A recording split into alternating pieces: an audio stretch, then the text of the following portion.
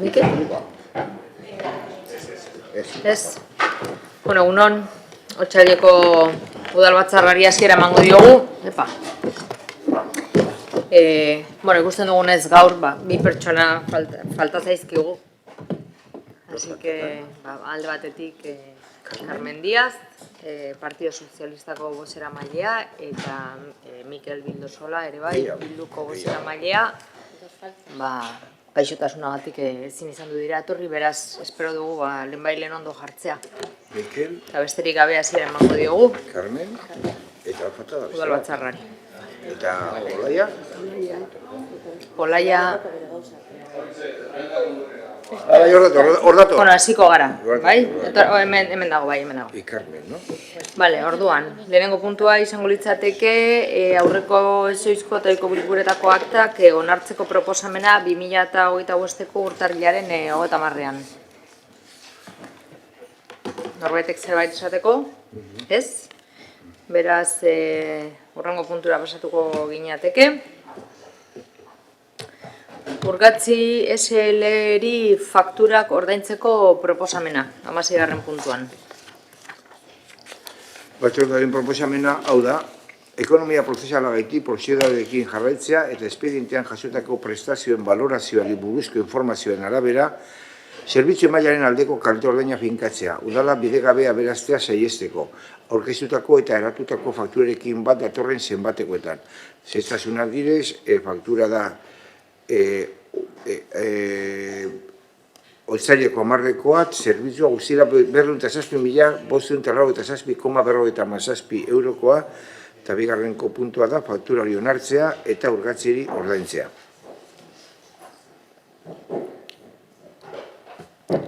Inork ez du ezer esateko, beraz, bozketara pasatuko gara. Proposamenaren aldeko bozkak. PSE, Euskadiko Ezkerra eta Eusko Alderdi Jeltzalea kontrakoak. Partido Popularra, abstentzioak, Elkarrekin Podemos eta EH Bildukoak ditugu. Beraz, aurrera ateratzen da, eta honekin antolakuntza eta kontuen atalera pasatu ez proposamen bat gehiago daukagu parkatu. 17. puntura pasatuko gineateke, lanpostuen zerrenda eta langileen plantilla aldatzeko proposamena. Lanpostuak eta plazak sortzea arlo hauetan gobernu irekia eta modernizazioa, kontratazioa eta ondarea eta etxe bizitza. Eta honako lanpostuak aldatzea, brigadetako ikuskatzaileak eta brigadetako langile espezialistak. Batzordearen proposamena hau da. Lehenengoa, lanpostu bat sortzea administrazio bereziko eskalan, azpi eskala teknikoan ekonomilaria. Bertan agertzen da kategoriaz, azpitaldea, lanaldia eta bar. Bigarrena, ekonomia eta ogasuneko goi-mailako teknikaria lanposturako dotazio gehigarri bat sortzea, kontratazio, ondare eta etxe bizitza arloari atxikia. Ezaugarri hauekin, bertan zerrendatzen dire, zeintzu diran ezaugarriak. Hirugarrena, lanpostu bat sortzea, administrazio orokorraren eskalan, azpieskala teknikoan, administrazio orokorreko teknikarien eskalan, hor agertzen da. Eta laugarrena, administrazio orokorreko teknikaria lanposturako dotazio gehigarri bat sortzea, gobernu irekiaren eta modernizazioaren arloari atxikia, eta bertan agertzen dire lanpostu horien ezaugarriak. Bosgarrena, 8-5 kodearekin brigadako ikuskatzailea lanpostuko horniduraren prestasun absolutuaren ehuneko aldatzea, ehunetik 20 arte haindituz. Seigarrena, Ur-brigadako langile espezialisten lanpostuko 262 kodea duen zuzkiduraren berariazko osagarriaren tartea 10garren tartetik 8garren tartera aldatzea. Beren lanaldia aldatzearen ondorioz, txandaka lan egitetik brigadetako erregimen orokor arruntera pasatuz. 7garrena, lanpostuaren sorkuntza horiek indarrean daude lanpostu zerrendak aldatzea egiten dute. Beraz, Aldarazpenarekin bat etorriz, azalpen memoria erantzi da lehen erazki gisa. Behar adinako aurrekontu zuzkidora aurrekontu plantillan dago. Halaber, ziurtatzen da hizkuntz politikarako sailburu ordezaren nahitaezko txostena ere eranskinean. 8. alkateri almena ematen zaio bere karguan diarduela erabaki hau era eragingarrian betetzeko beharrezkoak diren neurri guztiak har ditzan. Eta 9. erabaki hau Bizkaiko aldizkari ofizialean argitaratuko da jende guztiak ezagutu dezan. Uriarte jauna. Egunon guztioi, alkate Andrea, eskerrik asko. Idazkari jaunak azaldu dau proposamena, baina laburbilduz eta gauzarik garrantzionak aitatzen, nik be azalduko daz. Plenoak harri dugu LPZ aldatzeko proposamena, 4. dotazioari buruzkoa, eta zehazki, lehenengoa, AOT dotazio barri bat sortzea, gobernu irekiaren eta modernizazioaren arloari adskribituko zaio, datuak babesteko ordezkaria figura esleituko zaio. Horren arte, zeregin behar hori, zerbitzu eginkizunen bidez egiten zen. Beharrak aztertu ondoren, zuzkidura barri hori egiturazko plantillan sartzea eta LPZ-tan sartzea proposatzen da puntu honetan. Bigarrena, ekonomiako goi-mailako teknikarien dotazio barri bat sortzea, A1 kategorian, lanpostu hori, kontratazio, ondare eta etxebizitza arloari adskribituta egongo da. A2 kategoriako erosketen arduraduna edo erdi mailako teknikaria jubilatzagatik utzik dagoen lanpostua amortizatuta finantzatuko da. Zuzkidura barriarekin funtzio gehiago eta erantzunkizun handiagoak betetzea proposatzen da. Adibidez, udal kontratazioaren prozedurari lotutako azterlan ekonomikoak egitea. 3. Ur-brigadetako ikuskatzaile postuko dotazio baten eskuragarritasun ehunekoa 10-tik 20-ra igotzea da. Eta hori da, batez be, zerbitzua hobeto emateko, udal-udaren zerbitzuan aldaketa hori egitea beharrezkotzat jotzen dugu. Eta 4. jubilazio batengatik, utzik dagoen brigadetako langileen dotazio batean, berariazko osagarriaren tartea aldatzea proposatzen da, lanpostuaren gainerako dotazioekin parekatu arte. Aldaketa teknikoa baino ez da kasunetan. Eta bakarrik aipatzea, 4 aldaketen kostu garbia 5.400 euro urtekoa da, eta erabat finantzatuta dago aurteko udal aurrekontuaren barruan. Eskerrik asko. Norbaitek hitza? Barañano jauna. Egunon. Batzordean esan genuen bezala, gustatuko litzaiguke urte osorako aldez aurreko programazioa jakitea langilegoari dagokionean behintzat. Hilabetero etortzen batzaikigu aldaketaren bat. Eskari hori berretsi nahi dugu. Oraingo proposamena babestuko dugu. Uste dugu egiten diren aldaketak bidezkoak direla. Brigadetako langilearen kasuan, logikoa kontratazio arloko teknikariari dagokian aldean. Modernizazio eta gobernu irekiaren kasuan zalantza gehiago dugu. Ez dakigo noraino AOT batez uztartu daitekeen datuen babeserako ordezkaritza eta beste lan batzuk, baina hori aparte ez dugu txartu ikusten. Sindikatuek ere ondo ikusi dute proposamena, beraz, alde batzuk hobetzeko dauden arren, enplegu publiko sustatzen alde egiteko eta udal langilegoaren optimizazioaren alde baiezko emango diogu proposamenari. Zer norbaitek? Ez? Beraz, Eguren Andrea? Eskerrik asko alkate Andrea, egunon guztioi. Pues bien, como ya se ha comentado... Komentatu den bezala, la propuesta que... proposamena ekarri dugu gaur, consideración plenaria... osoko bilkurak azterte esan. Eta, proposamenak autoantolakuntza islatzen du. Zerbitzuak hobeto emateko, lanpostuak sortuz, eta beste utzik dauden batzuk betez. Hala, ordainsariak aldatu dira, eta lanpostu batzuk aldatu dira, premietara egokitzeko eta benetako jardueretara egokitzeko laburbilduz. Aldaketa hau egiten da, helburu bakar batekin, zerbitzu hobea ematea herritarrei. Eta, noski, alde bozkatuko dugu, mila esker. Eskerrik asko. Beraz, bozketara pasatuko gara, proposamenaren aldeko bozkak, PSE Euskadiko Ezkerra, EH Bildu eta Eusko Alderdi Jeltzalekoak ditugu, kontrakoak, ez daude, abstentzioak, Partido Popularra eta Elkarrekin Podemos. Eta orain bai antolakuntza eta kontuen atalera pasatuko gara. 18. puntua, kreditu transferentzien bidez egindako aurrekontu aldatzeko hainbat ebazpenen berri ematea. Batzordearen proposamen hau da, kreditu transferentzien erabileraren bidezko aurrekontu aldaketari buruzko zinegotzi eskuordearen ebazpenekin jakitun geratzea, bertan agertzen dire ebazpen biak.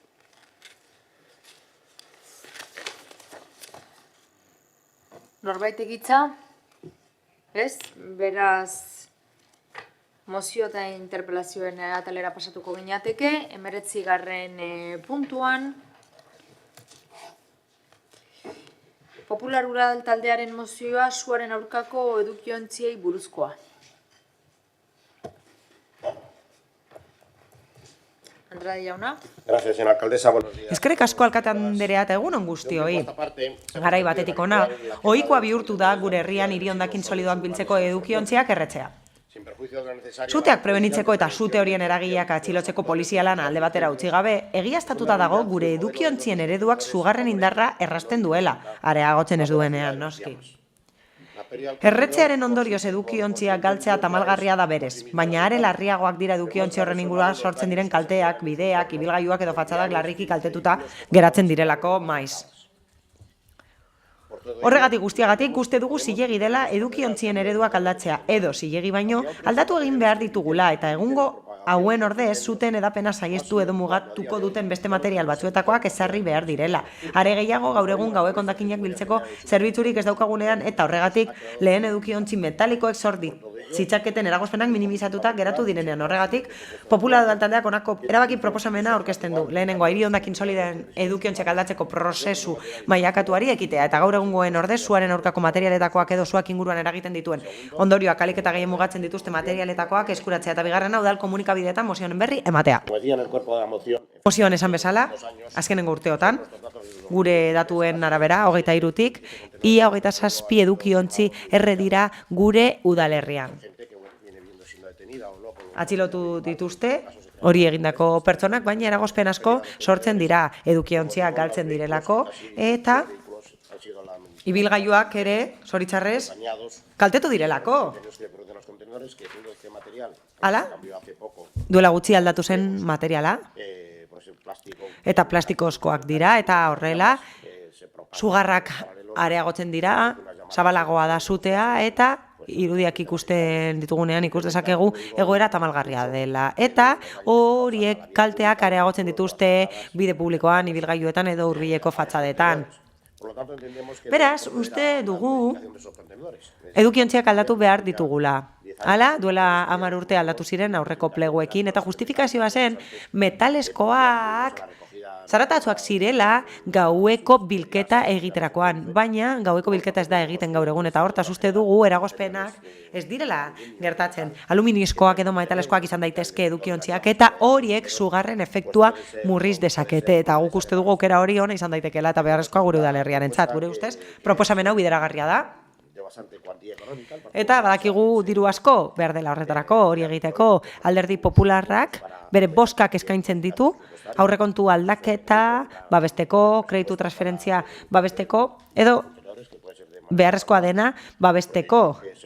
Apurka-apurka aldatzeko edukiontziak. 1800 edukiontzi inguru daude gure udalerrian eta badakit asko direla. Eta uste dugu apurka-apurka egin beharko dela, kale batzuk estuagoak dira, eta hor beharrezkoagoa da, fatxaden gandik hurbilago daudelako kalteak handiagoak izan daitezkelako. Eta gero apurka-apurka guztiak aldatuko dira. Guk uste dugu simplea dela proposamena eta egin daitekela eta horregatik alde bozkatzea espero dugu. Mila esker. Eskerrik asko.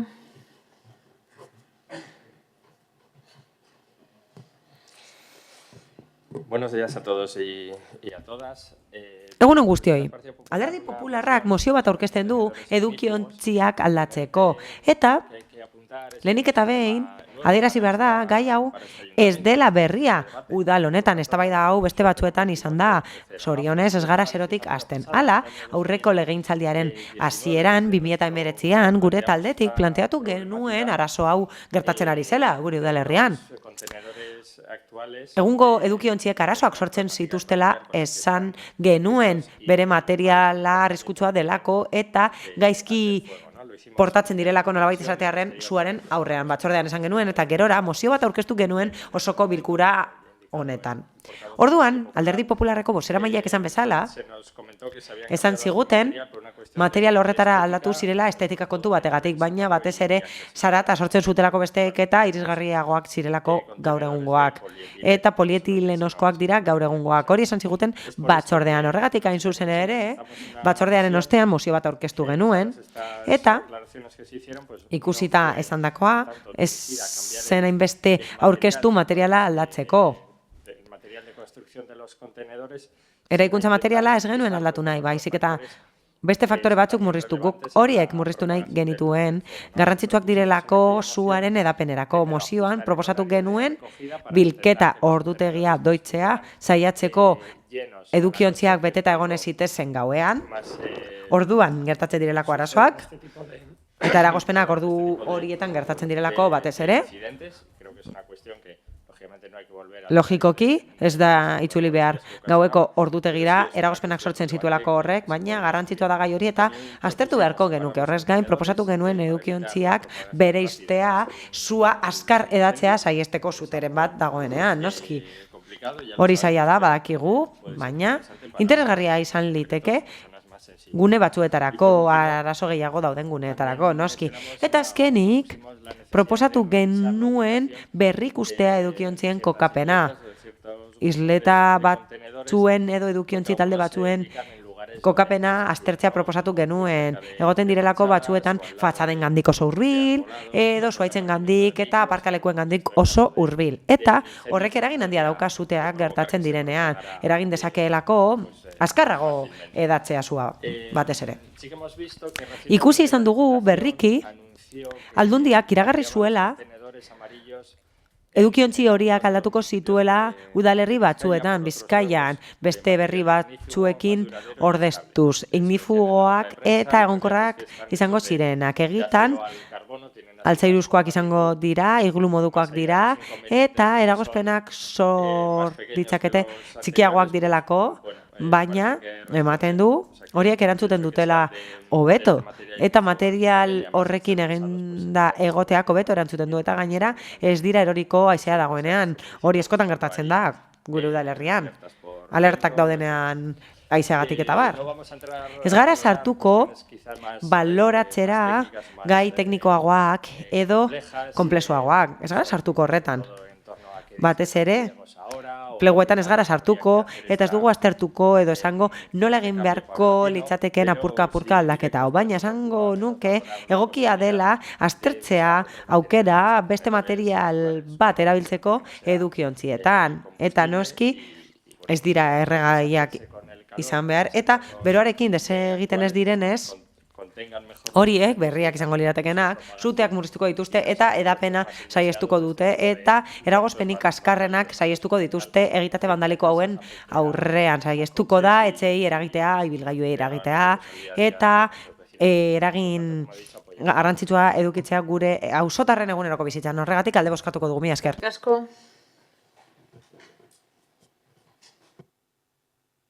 Zeinek, Juanma, González jauna. Gracias, señora alcaldesa. Eskerrik asko alkate Andrea eta egun on guztioi. En relación con la moción presentada por el Partido Alderdi Popularrak mozioa aurkeztu du edukiontzi ignifugoak instalatzeko eta egitate bandalikoak saiesteko. Badakigu auzotarrak eskatuta daudela azkeneko ekitaldi bandalikoak gertatu direlako eta horrek eragin negatiboa duelako segurtasunean, jasangarritasunean eta kostu ekonomikoetan. Logika horretan, polizia lokaletik udaltzaingotik lan egiten da eta beste arlo eskudun batzuetatik lan egiten ari da horrelako gertaerak murrizteko eta suteak ekiditeko. Beti ere indartu segurtasuna espazio publikoetan. Hala, proposamena egiten da metalikoak diren edukiontziak gehitzeko eta aurreko edukiontziek eragin akustiko handia zutela esan nahi dut eta modu parte hartzailean del foro de residuos hondakinen foroan erabaki zen actuales. egungo hondakinak biltzeko edukiontziak jartzea, zaratarik sortzen ez dutelako eta hobeto manipulatzen direlako. Konfiantza daukagu irizpide teknikoan eta badakigu sentsoreak instalatu direla. Eta erabaki hori azpiegituretako arduradunari dagokio aurrerapenen berri ematea dagokionean. Hala, aztertu dira aukerarik onenak hondakinak biltzeko metodoak. Eta horregatik ez dugu alde bozkatuko. Uste dugulako beste zinegotzi arduradunak egin behar duela horren inguruko lana. Arañano jauna. Egunon berriro. Aurkeztutako mozioak hiri hondakin solidoen edukontzien eredua aldatzea planteatzen du. Zuteek eragindako kalteak arintzeko. Hala ere, funtsezko informazio falta zaio, haren bidegarritasuna eta eraginkortasuna ebaluatzeko funtsezkoa dena. Lehenik eta behin, ez da aipatzen zenbakotzatuko litzatekeen egungo edukiontziak zuaren kontrako materialez egindako edukiontzi berri batzuengatik aldatzea, neurriaren bidegarritasuna ebaluatzeko.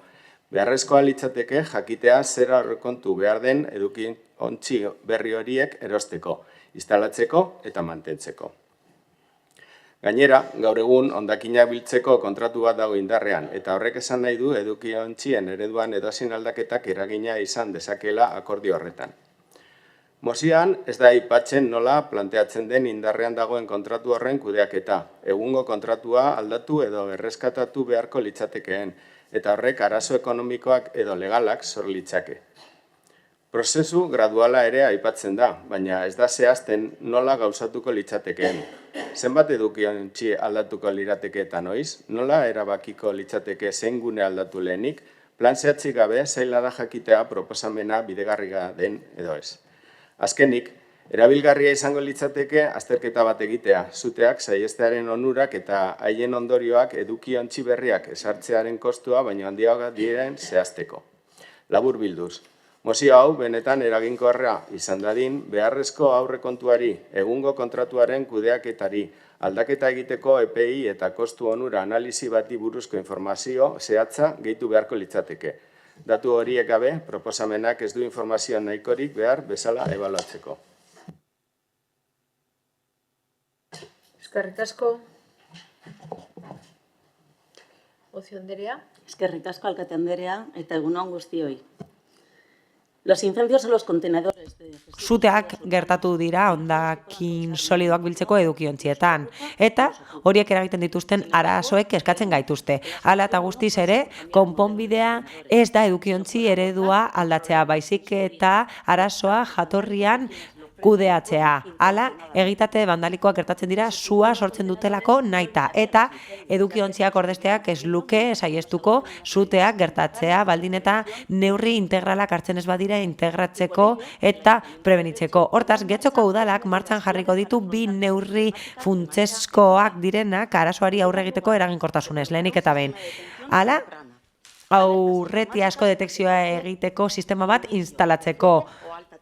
Alta temperatura altuko seinaleak daudenean berehalako erantzuna emateko eta bigarrenik kokatuko dira gailu batzuk berehala iraungitzeko sua. Eta aktibatuko dira baldin eta zuteak badaude sugarrak itzaltzeko eta kalteak murrizteko. Neurri hauek frogatu dira jada arrakastaz Larraña Zubiko ingurumen konplexuan. Eta horretan parte hartu du babes zibilak, udaltzaingoak eta suhiltzaileek. Eta orain, fase pilotu bat egingo dugu udalerriko puntu desberdinetan, bere eraginkortasuna ebaluatzeko bide publikoan. Eta horrela, beharrezko doikuntzak egingo ditugu eskala handiagoan inplantatu aurretik. Hala, oso garestiak diren konponbideak baino, guk defendatzen ditugu neurri berritzaileak, frogatuak eta eraginkorrak, arazoa konpontzen dutenak jatorrian. Ez gara mugatzen titular errazak sortzera.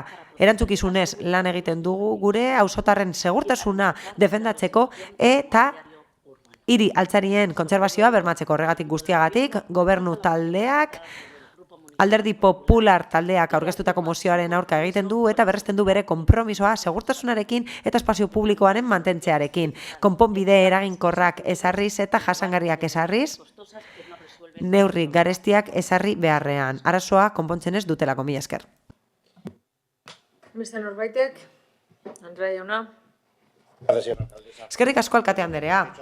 Getxoko udalak arreta goiztiarra aipatzea broma ematen du, txantxa ematen du. Arreta goiztiarra ez dut uste lotuta dagoenik gure udalarekin eta beti ikusten dugu. Eta arretari dagokionez, albiste bat dago gaur edabideetan, eta badakigu ez dagoela arreta goiztiarrik, ez dagoelako arreta hori gure udalean, baina esaten baduzue arreta goiztiarra egingo duzuela, sinestu beharko dugu. 20 edukiontzi erre beharrean, 35 erreko dira, gehiago erreko dira, noski lehenik eta behin, egitate bandalikoak saiestu behar dira eta horretarako dago udaltzaingoa, baina oso zaila da saiestea erretzea. Jendeak ohitura duelako, gure udalerrian erretzeko edukiontziak aspertzen direnean, arratsalde ez ohitura hori hartu dute eta hori amaitu arte oso zaila izango da hau kudeatzea. Eta zu itzalgailuak jartzeari dagokionez, horietan neurri berritzailea proposatzen duzue eta oso kezkagarria da. Neurri berritzaileak beti dira desastre hutsa gure udal honetan. Ikusiko dugu zenbat balio duen eta ikusiko dugu zer gertatzen den. Eta sistemak funtzionatzen ez badu, oso berritzailea dena eta oso aitzindaria dena, ikusiko dugu zer gertatzen den. Badaude beste sistema batzuk merkatuan eta nahiago baduzue sistema hori eta oso ondo funtzionatzen badu eta berez itzaltzen badira eta ez badago kalterik, kaleetan edo fatxadetan edo ibilgailuetan, ikusiko dugu. Bestela, auzokideak hasiko direlako erantzukizunak eskatzen, kale batzuk estuak direlako eta kalteak handiak izaten direlako. Duela urte batzuk, kide bat zuhiltzailea zen, eta oso ondo ezagutzen zuen zer gertatzen zen edukiontziekin. Ezer aldatzen ez bada, fatxadetako edo inguruko saltokietako merkatariek erantzukizunak eskatuko dizkiote udalari, eta ez direla izango ja 400 edo 500 euro edukiontzi bakoitzeko, zute handia izango delako eta kalte handiagoak ordaindu beharko dituelako udal honek, baina beno, nik ez diot sinesgarritasunik ematen proposamenari, baina zuhiltzalgailuek funtzionatuko badute eta arreta bango bada modu goiztiarrean, ongi etorria izango da hori guztia. Ikusiko dugu hemendik eta epe laburrera itzalgailuak ez hartzerakoan. Tamalgarria da proposamenik koherentenak baztertzea, baina beno, hori bada zuen jarrera, ikusiko dugu ez dut uste gero beste zerbait esango duzuenez, baina eskertuko genizueke benetan alde bozkatzea, mila esker. Beste norbaitek? Ez? Beraz, bozketara pasatuko ginateke, mozioaren aldeko bozkak, Partido Popularra eta Elkarrekin Podemos kontrakoak, PSE, Euskadiko Ezkerra eta Eusko Alderdi Jeltzalea. Abstentzioak, Bildu.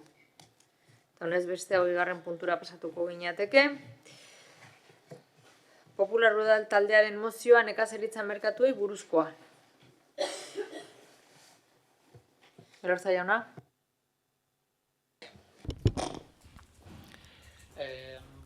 Egun on guztioi eta eskerrik asko alkate anderea. Nekazaritzako lehen sektorea oso errotuta egonda Getxoko ohituretan. Era berean, herriko eta oro har eskualdeko baserrietan landatutako produktuak saltzeko tradizioa etengabea izan da duela urte batzuk arte. Gaur egun, 2 baino ez dira gure udalerrian egiten diren nekazaritza merkatuak, San Lorentzo egunekoa eta produktu ekologikoen azoka. Urtearen gainerakoan ez da baimentzen merkataritza jarduera. Izan ere, zehatu egiten da. Hori ez ezik, ez dago merkataritza mota hori garatzeko ad hoc sortutako araudirik. Gure ustez, iritsi da garaia udalak balioa eman diezaion alde batetik gure eskualdeko baserrietako baratzeetan landatutako produktuak erosteko aukerak gure bizilagunentzat duen garrantziari. Bestetik, eskualdeko nekazaritzako lehen sektoreari benetako laguntza eman diezaion garrantzitsua da. Ez du zentzurik gure udalerrian jarduera hau debekatuta egoteak, baita zehatuta egoteak ere. Aldiz, Portugalete bezalako udalerrietan bertako udalak produktu horien salmentaren alde egitea eta babestea merkaturatzea arautuz eta bultzatuz. Horregatik guztiagatik Popular Udal taldeak honako erabaki proposamena aurkezten du. Lehenengoa, nekazaritzako produktuen merkaturatzea arautuko duen barazki eta hortuarian salmentarako ordenantza sortzea. Bigarrena, dagokion sailak eskualdeko baserrietako produktuen merkatua sartzea aztertzea, gure udalerriko tokirik egokienean azoka horiek egiteko egokitzat jotzen den aldizkakotasunarekin. Udal komunikabideetan, hirugarrenik, udal komunikabideetan mozio honen berri ematea.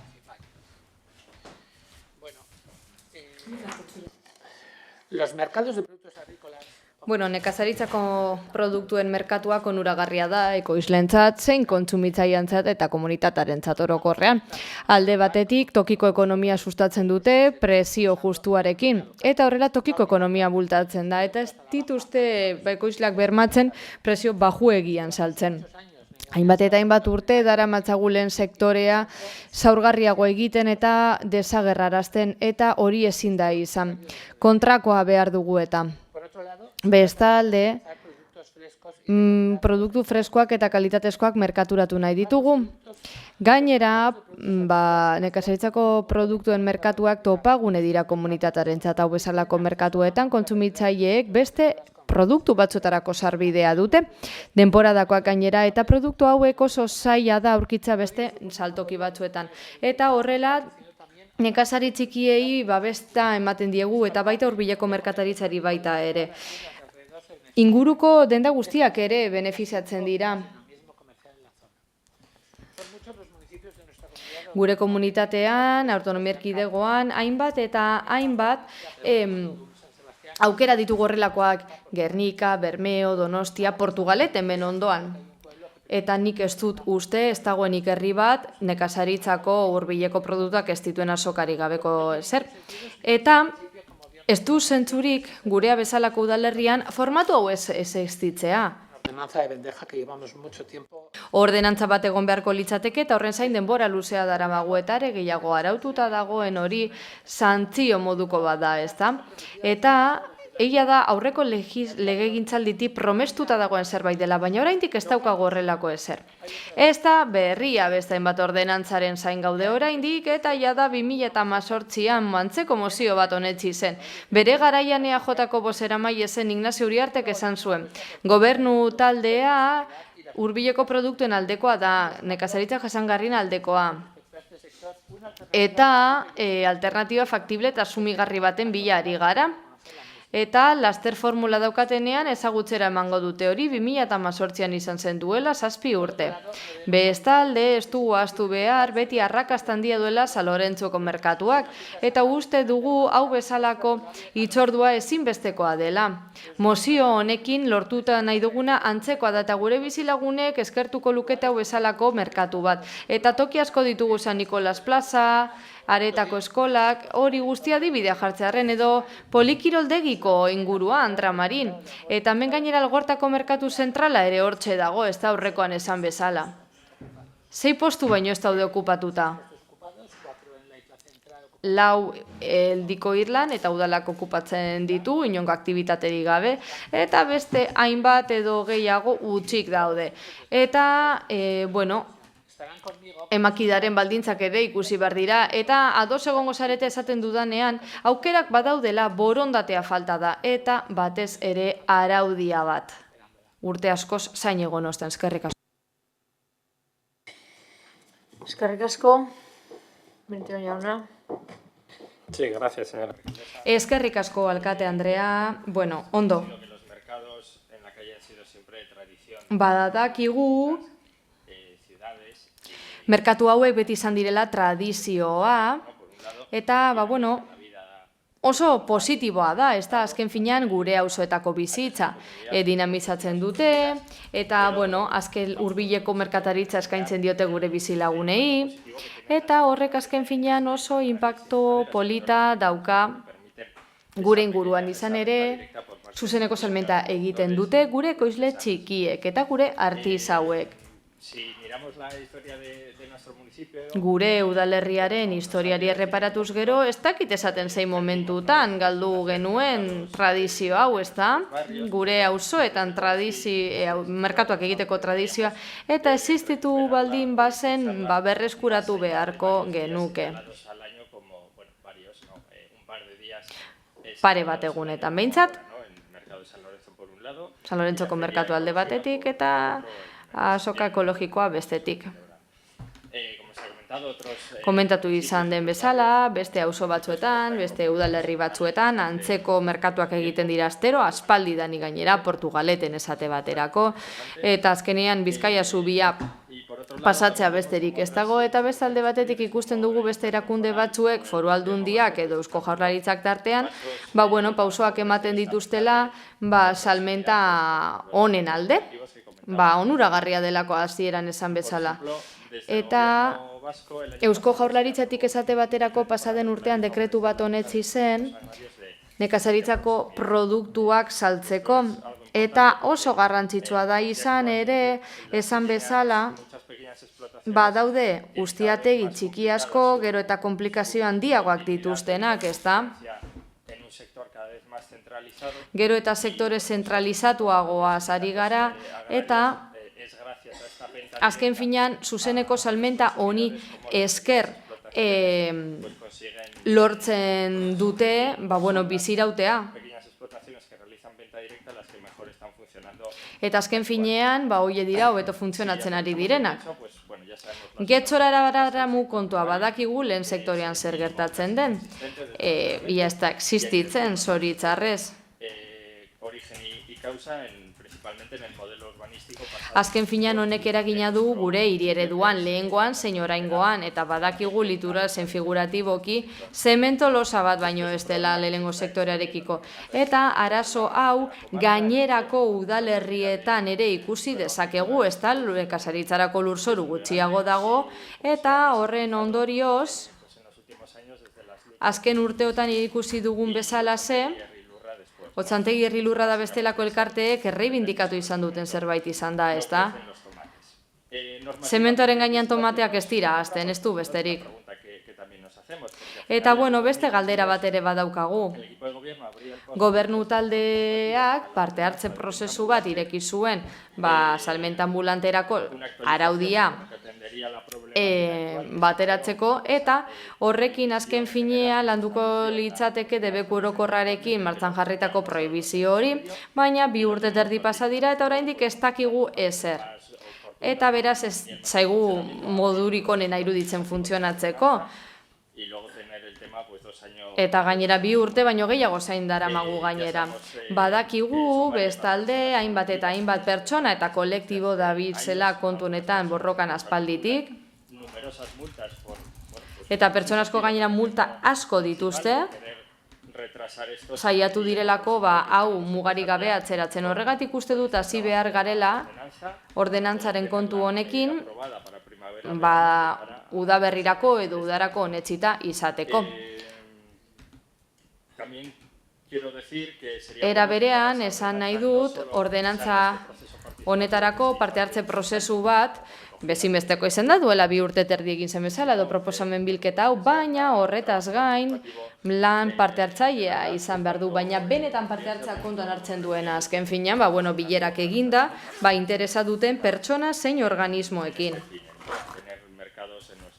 Azken finean, guztiok dugu interesa gure auzoetan merkatuak izateko. Azken finean uste dugu urte honetan onetsi beharko litzatekeela ordenantza berria eta merkatu hauek martxan jarri beharko genituzkeela beti ere sektorearen beraren eskuti bizitza emateko gure auzoei eta gure eskualdeko lehen sektoreari babesa emateko baita. Eskerrik asko.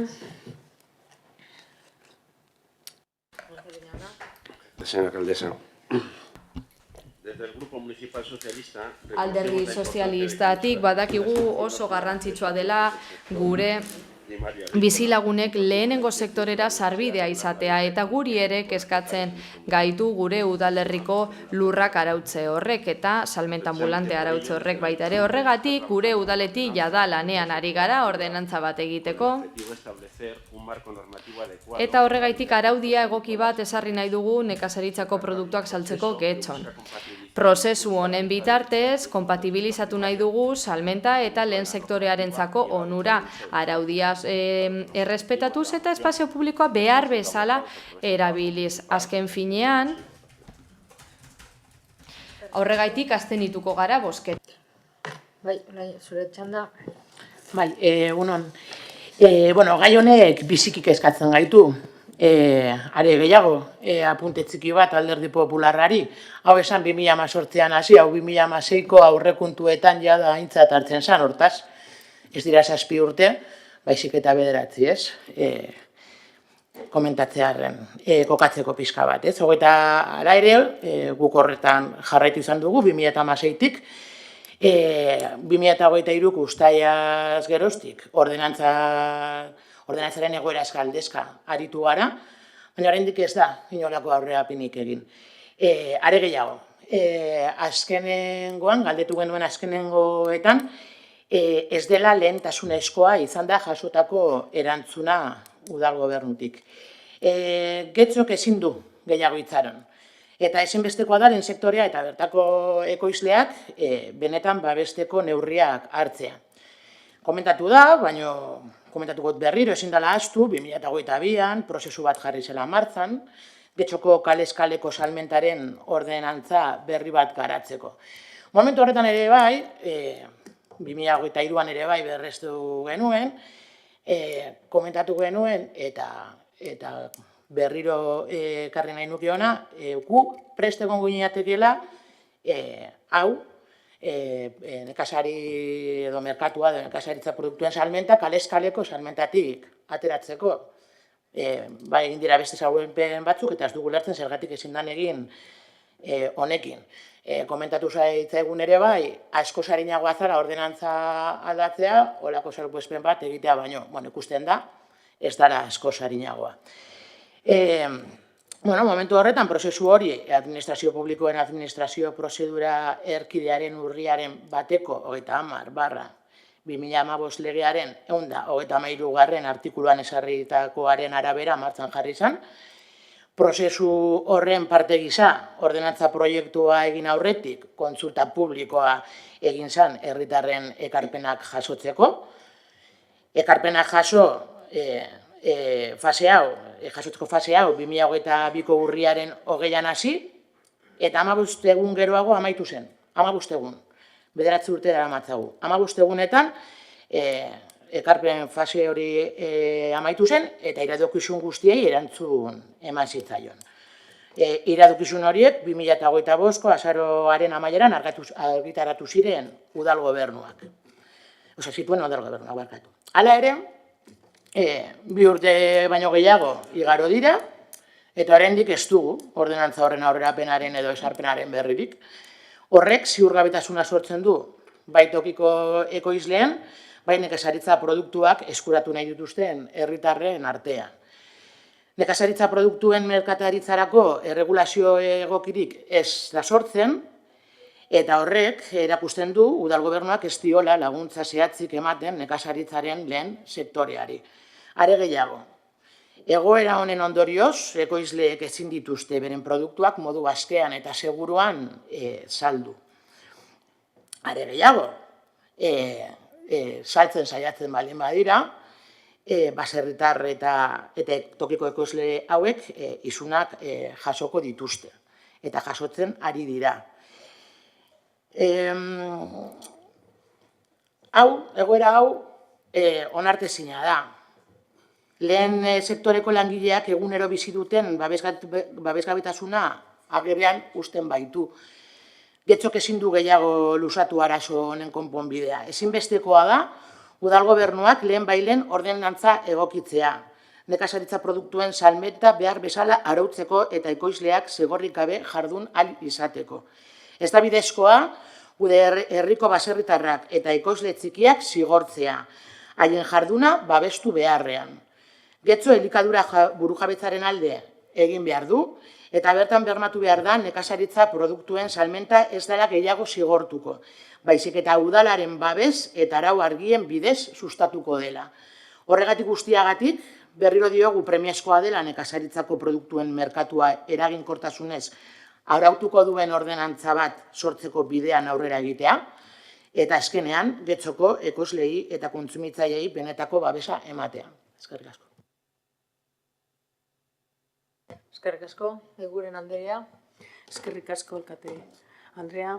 Egunon berriro. En la presente moción... Mozio honetan proposatzen da... ...de Bendeja. Y como ya se informó en la Comisión de Ciudadanía de hace unos meses...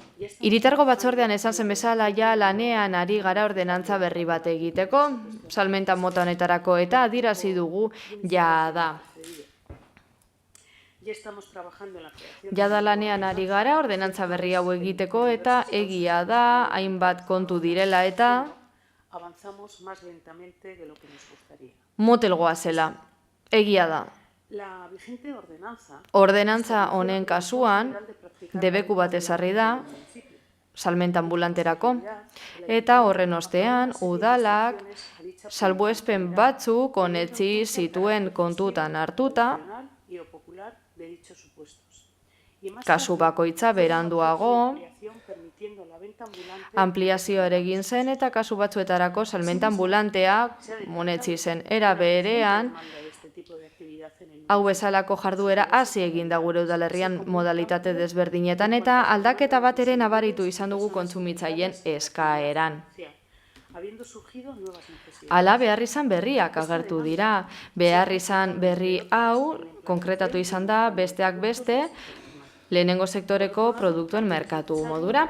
Bestalde batetik ezinbestekoa da baita ere egungo legeriara egokitzea eta baita beste kontu batzuetan ere kontutan izatea. Horregatik guztiagatik modu koordinatoan ekonomi sustapeneko arloa eta hiritar segurtasunekoak bai uste dugu ordenantza berri bat behar dugula testu bakarrean jasotzeko araudiaren kasu guztiak. Horretarako esparru arautzaile berri eta guneratua izango genuke erantzungo luela momentuko beharrizanei orain zein etorkizunean. Eta horrez aparte prozedurak hobetzen jarraitu behar dugu, autorizazioak emateko, lizentziak emateko benta ambulanterako. Zentzu horretan, ordenantzak izango du kapitulo bat, merkatu periodiko bat arautzeko. Merkatu honetan hau bezalako produktua sartzen direnerako. Eta guk ordenantzaren zirriborroa daukagunean, eta esan behar dizuet jada nahiko aurreratuta dagoela, partekatuko dugu talde politiko guztiekin eta ostean informazio batzordetara eramango da bertan irizpena emateko eta gero osoko bilkurara hasierako onespena emateko. Egiten ari garen lan honetan bestalde elkarteen babesa daukagu, landagarapeneko elkarteen babesain zuzen ere, eta esan bezala zirriborro hori daukagunean komunean jarriko dugu alderdi politiko guztiekin. Eta lehen esan bezala, beste bozeramaile batek esan du, baina ez dakit nor zen, bai, argi dago gure helburua dela urte honen amaiera baino lehenago onetsita izatea ordenantza berria. Bukatzeko, lehenengo sektoreari eman beharreko babesa gora bera, kontutan izan behar dugu, guk babesten dugula sektore hori gure eskumenen baitan, baina mozio honetan proposamen zehatza denez ordenantza bat sortzea eta kasu honetan salmentarakoa eta hori denbora luzez landu izan dugu. Beraz, kasu honetan abstenitu egingo gara. Eskerrik asko. Eskerrik asko. Beste norbaitek? Elortza jauna. Balenik eta behin, harrituta nago.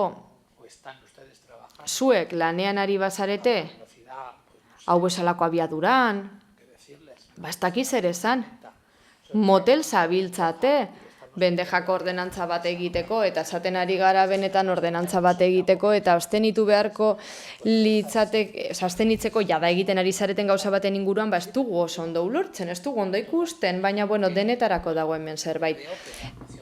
Uste dut mozio aurrera aterako dela, eta horregaiti zorionak eman nahi dizkizuet, baina kontutan hartu behar dugu hau bai, azken finean landu behar dela, ezin da izan horren beste denbora egotea honen zain, eta beste gauza askorekin ere gertatzen zaigu, ordenantza honetan, eta beste askoretan, azken finean, zain gaude.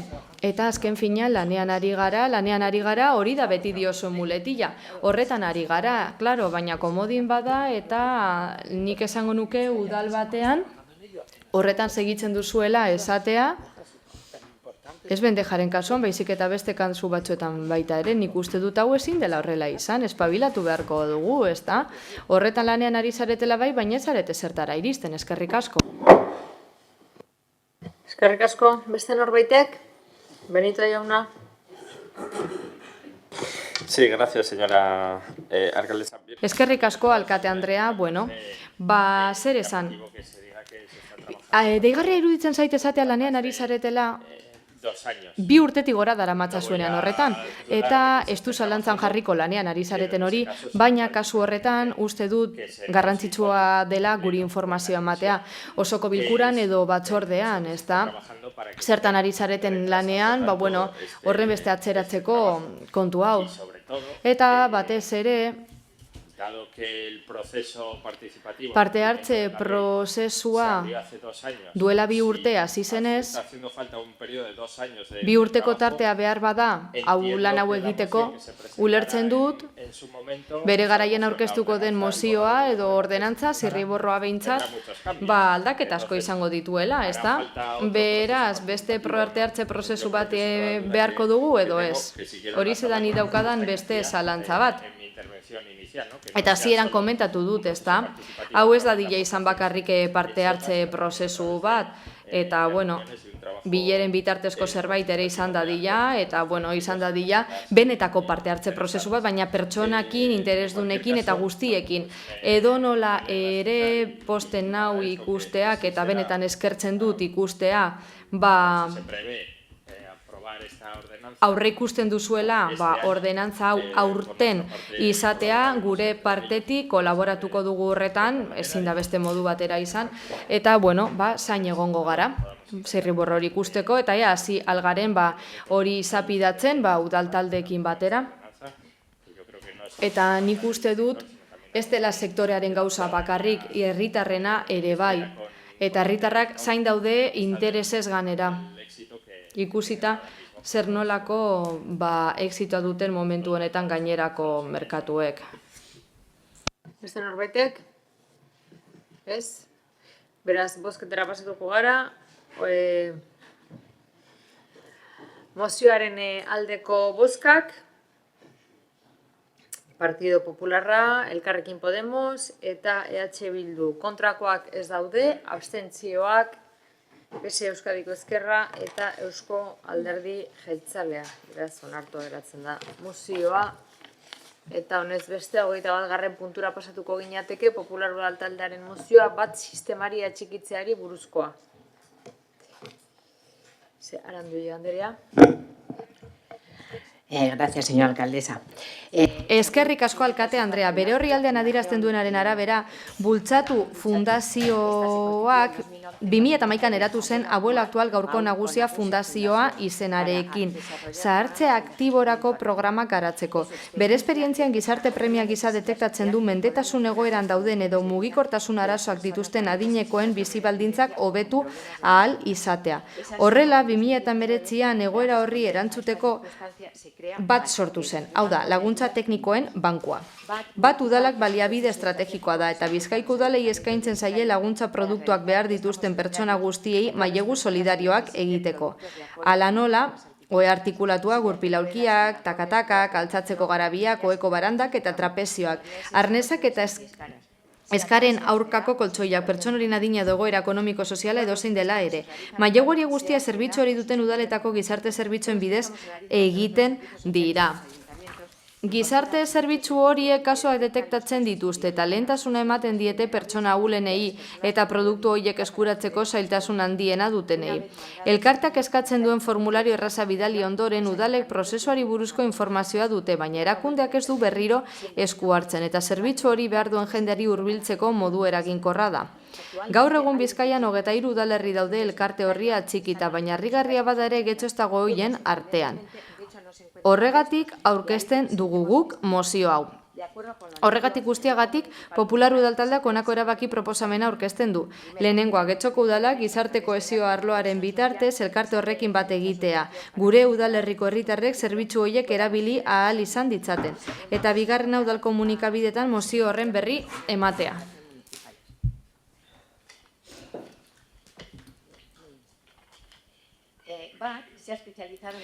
Bat espezializatu izan da artikulu hauetarako sarbidea bermatzeko gehien behar dutenei. 5 urte daramatzaten martxan, zerbitzu sozialetatik bitartez udaletxeetan, eta horrela benetan behar duten familientzako zerbitzua da. 2 jarduketa ildo dituzte, udalerrietakoa eta asistentziala. Udalek gizarte kohesio arloaren bitartez bat erabiltzen dute erabiltzaileek zerbitzu horietara joan alizeteko. Orduan jartzen da bat kontaktuan zuzenean erabiltzailearekin, eta ia da udalak ez du beste gehiago egin behar dena gertatzen delako baten kontura. Eta asistentzialaren kasuan inprimaki bat bete behar da, eta hor ikusten da zein behar izan konkretu dituen erabiltzaileak. Eta laguntza emozionala ematen dio familia osoari, eta terapeutak kasua ebazten du, eta administraziora 2 zeregin pasatzen dira. Bat, behar diren artikuluak ematea, eta 2, etxera eramatea. Udalak informazioa jasotzen du prozesuaren inguruan, baina ez esku hartu behar, eta oso modu eraginkorra da zerbitzu hau herritarrei hurbiltzeko. Getxoren kasuan, biztanleriaren zati handi bat 75 urtetik gorakoa da, eta horrek esan nahi du sartuz goazela eta mendekotasun egoeran bizi garela. Horren bestez, izugarrizko behar izana da, adintarte horretako pertsonentzat, kasu askotan gainera artikulu horiek erabili behar dituztelako. Udala bat sistemara txikitzeko erraza da lana. Kalkulo bat egin behar da, zenbatek behar duten zerbitzu hau, eta zifra bat aterako dugu, eta ikusiko dugu udalak zenbat jarri behar duen zerbitzurako. Udalak onartu aldu edo ez, edo beste zifra bat jarri basuagoa zerbitzu hori honesteko, eta pizkanaka ekarpena areagotzen jarri. Batu diren udalek lehen mailako kobertura soziala ematen diote jarduera honetan, eta gainera sarbidea bermatzen da artikulu hauetara, modu azkar eta errazean. Egoera zaurgarrinen dauden pertsonentzat, eta horrela oso erantzun profesionala ematen da. Eta ekonomia zirkularrarentzako ere mesedegarria da. Horregatik espero dugu babesa ematea udaltalde guztiek. Eskerrik asko. Eskerrik asko. Benito jauna. Eskerrik asko, alkate Andrea. Bat sistema honetan bultzatu fundazioa parte hartzen du, eta ia 6 urte daramatzate martxan, 23 udalerritan jarri da martxan Bizkaian, eta hurbilenak dira Barrikado Plentzia. Uste dugu ematen duten zerbitzua interesgarria dela egia esan, laguntza elementuak usten dituzte, gurpildun aulkiak, taka-taka, koltxoi artikulatuak eta horrelakoak. Guztira 27 produktu lirateke eskaintzen direnak, eskaera badagoenen hori bai. Eta gero produktu batzuk eskaintzen dituzte hortik kanpora, baina daudenean bakarri disponibilitatea dagoenean, eta 80% kasuan funtzionatzen du. Gainera, beste zerbitzu batzuk ez bezala eskaintzen den zerbitzua balorazio eta laguntzarako da, baita horretarako terapeuta okupazional bat egoten dauda, ez da bakarrik artikulua edo aparatua ematea, baizik eta balorazio bat egitea eta laguntza profesionala ematea erabilerarako. Gainera, zerbitzu honek kostu basua dauka erabiltzailearentzat, hala fiantza bat jarri behar da, 50 euro ingurukoa, eta gero hilerokotasun bat ordaindu behar da, baina ez da 15 eurotik gorakoa, beraz, prezio hau nahiko txikia da, eta gainera hori ordaindu ezin bada, edozein zirkunstantzia pertsonal edo ekonomikoarengatik doakoa izan daiteke behar duenarentzat. Hala eta guztiz ere, ikusi dugu zerbitzu interesgarria dela eta beharrezkoa dela pertsona askorentzat, baina baditugu retizentzia batzuk martxan jartzeko. Eta horregaitik ez dugu mozio hau babestuko. Lehenik eta behin ikusi duzuen bezala ez dugu partekatzen zerbitzu sozialen eredu hau, gero eta gehiago funtzionatzen duena etengabeko externazionalizazioekin.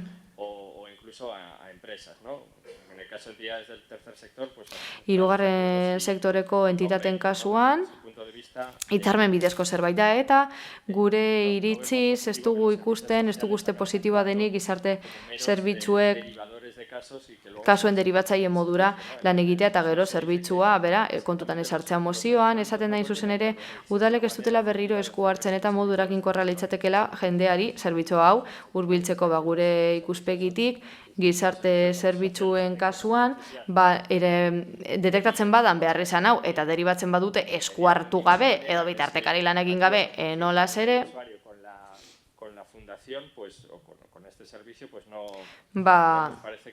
etzaigu iruditzen eraginkorra denik. Batez ere lehenengo kontuari dagokionez. Bigarren kontuari dagokionez, udalak eskaini nahi badu zerbitzu hau, ondo iruditzen zaigu, egin dezake, baina beste modu batzutara. Bere baliabidekin edo kontratu baten bitartez. Lizitazio publiko eta garden baten bitartez. Hori da gure eredo gustukoena eta badago aukera hori. Eta, transparenteagoa da, irekiagoa baino, beste modu batera akordio bidez funtzionatzea baino, edo hitzarmenen bitartez edo diru laguntza izendunen bitartez funtzionatzea baino. Eta hain zuzen ere horretarako sortu zen oso legeria konplexu bat, kontratazio publikoaren arloan gardena izan dadin eta laua izan dadin erakunde guztientzako berdina edo pertsona juridiko guztiek zein erakunde parte hartu ahal izateko. Hori bezalako zerbitzuetara sarbidea izateko. Horregatik ez dugu babestuko mozio hau esan bezala, abstenituko gara, eta gauza bat da gizarte zerbitzuak hobetzea hau bezalako gauzak utzita, oso ondo iruditzen zaigu, baina beste gauza bada hirugarren erakundetatik egitea. Eskerrik asko. Leila Banderea. Eskerrik asko, alkate Andrea. Egun on guztioi. Proposamena aurkezten du mozioak eta enpresa pribatu batek egin du laguntza teknikoak emateko. Eta hori ematen da jada modu publikoan. Batetik, SAT erabiltzen da horretarako, etxez-etxeko arreta zerbitzuan, laguntza teknikoko banku bat daukagu erabilgarri dagoena erabiltzaileentzat. Eta bestetik, gizatek zerbitzua daukagu, aldundiak eskaintzen duena, Bizkaiko Foru Aldundiak, banakako aholkularitza ematen duena eta banakako laguntza eskaintzen diena, laguntza teknikoak lortzeko eta horrek irisgarritasun unibertsaleko izaera dauka. Hortaz, uste dugu zerbitzu hori ematen dela jada eremu publikotik. Eta hortaz, hain zuzen ere, kontuan hartuta talde teknikoen, gizarte kohesioko talde teknikoen aholkua ez dugu uste beharrezkoa denik proposamen honekin bat egitea. Horregatik ez dugu alde bozkatuko. Mila esker. Eskerrik asko. Beste norbaitek? Bai, Leila Andrea. Egun on guztioi. Bat gatoz bai Podemos bai PSek esan duenarekin. Uste dugu beharrezkoa dela modelo publiko bat erabiltzea eta ez pribatua. Gure ustez jarraitu beharko genuke seguran egin diren ekimenak bezalakoak, esaterako partaidetza bultzatu izan da, segurako udalak aurrera eraman du zahartzaro eredu berri bat eta hausnartzeko partaidetza prozesua garatu du. Herriko 55 urteko prozesionekin lankidetzan. Horretarako, banakako eta taldekako elkarrizketak egin zituen eta beren komunitateko zahartzarori buruz iritzi eta datu baliotsuak bildu zituen. Prozesu horri esker, adinekoen beharrean eta pertzepzioen diagnostikoaren argazki argia egitea lortu dute. Ez dute hori bakarrik egin, etorkizunari begira ere, hainbat erronka planteatu dira egungo sistema hobetzeko eta irtenbide eraginkorragoak eskaintzeko. Partaidetza ikuspegi horrek eredu gisa balio lezake getxorentzat, eta adinekoek eurei eragiten dieten politiken eta zerbitzuen diseinua modu aktiboan parte hartuko dutela bermatuko litzateke. Gure amama aitziten erabakiak hartzeko prozesuan egoteak haien beharra hobeto egokitzen den ingurune bat sortzea ahalbidetuko liguke, haien esperientzian eta proposamenetan oinarrituta. Lankidetza eta hausnarketa gune bat sortzea, segun egin den bezala, funtsezko beste urrats bat izan liteke gure adinekoek benetan behar eta merezi duten zahartzare eredua lortzeko. Horregaitik, mozio honetan abstenitzea erabaki dugu. Eskerrik asko. Beste norbaitek? Arandui Andrea. Plentzian, gobernu taldean EH Bildu dago, eta plentzian bat egin dute elkartearekin, baina beno, bakoitzak badaki zer egiten duen eta kitxo. Beste norbaitek? Ez, beraz, bozketara pasatuko gara, mozioaren aldeko bozkak, Partido Popularra, kontrakoak, PSE, Euskadiko Ezkerra eta Eusko Alderdi Jeltzaleak eta abstentzioak, Elkarrekin Podemos eta EH Bildu. Uriarte jauna. Bai, alkatedera eskerrik asko, boto azalpena kontra EAJak kontra euskatuak esoretan, azaldu izan da, zergatia eta aldundiak eta udalak zerbitzu hau ematen dugu, beraz ez du ikusten aproposa egin den proposamena, zerbitzu hori ja ematen da, aldundiak ematen du eta udalak ematen du. Eskerrik asko, eta honez beste, beraz bertan bera geratzen da proposamena, eta 22. puntura pasatuko ginateke, EH Bildu taldearen mozioa, Getxoko hezkuntza zentroen inguruan mugikortasuna hobetzeari buruzkoa. Zeinek, Larrakoetxea Andrea.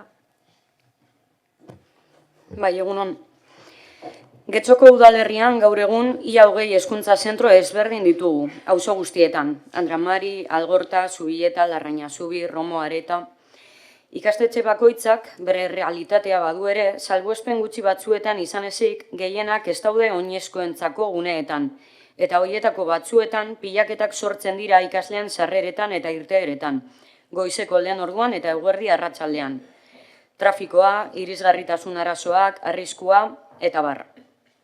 Horrek, arazoak sortzen ditu hezkuntza zentroen inguruan, ez bakarrik guraso ikasle eta irakasleentzat, baita bertako auzokideentzat ere. Hezkuntza zentro batzuetara oinez edo bizikletaz modu seguruan heltzea zaila da. Getxon dauden ikastetxeetatik oso esanguratsua da Romon bakarrik dela posible bidegorria erabiliz hezkuntza zentroera heltzea. Gainerakoetan, bizikleta sartzea ez da modu seguruan bermatzen, errepidetik edo espaloitik egin behar baita. Bidegorri bat egongo balitz, eskolara heltzeko, gehiago izango lirateke bizikleta erabiltzera animatuko liratekeen ikasle, guraso eta irakasleak ere. Egoera horren aurrean, Getxoko udalak azterketa tekniko bat egitea proposatzen dugu. Zentro guztien inguruan hainbat aukera aztertu eta alternatibak proposatzeko. Oinezkoentzako lehentasunezko guneak sortzea, plataforma bakarrak ezartzea, bidegorria eraikitzea, ordutegi ezberdinak finkatzea erabilera ezberdinetarako, trafikoa mugatzea. Ikastetxe bakoitza banaka aztertuko litzateke, bakoitzak duen behar bereziarekin eta bakoitzarentzat neurri ezberdinak hartuz. Hau guztia egiteko ikastetxeen zuzendaritza, guraso elkarte, ikasle eta horietako auzokideen iritziak jaso beharko lirateke, egoera bakoitzaren errealitatera egokitzeko. Horrelako neurriak hartuko balira gainera, ikasleen autonomia bultzatzen jarraituko genuke, eskola bidean bezalako programek egiten duten bezala.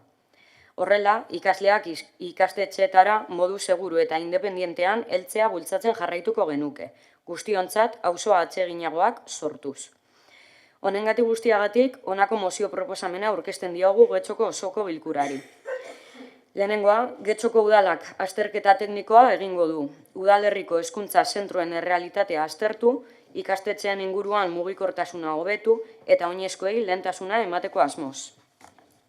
Eta bigarrena, Getxoko udalak konpromisoa hartzen du azterketa tekniko hori egiteko hezkuntza komunitate, zuzendaritza, guraso elkarte, irakasle eta ikasle, eta auzokideen iritziak jasotzeko. Bai, zeharkako bat dago.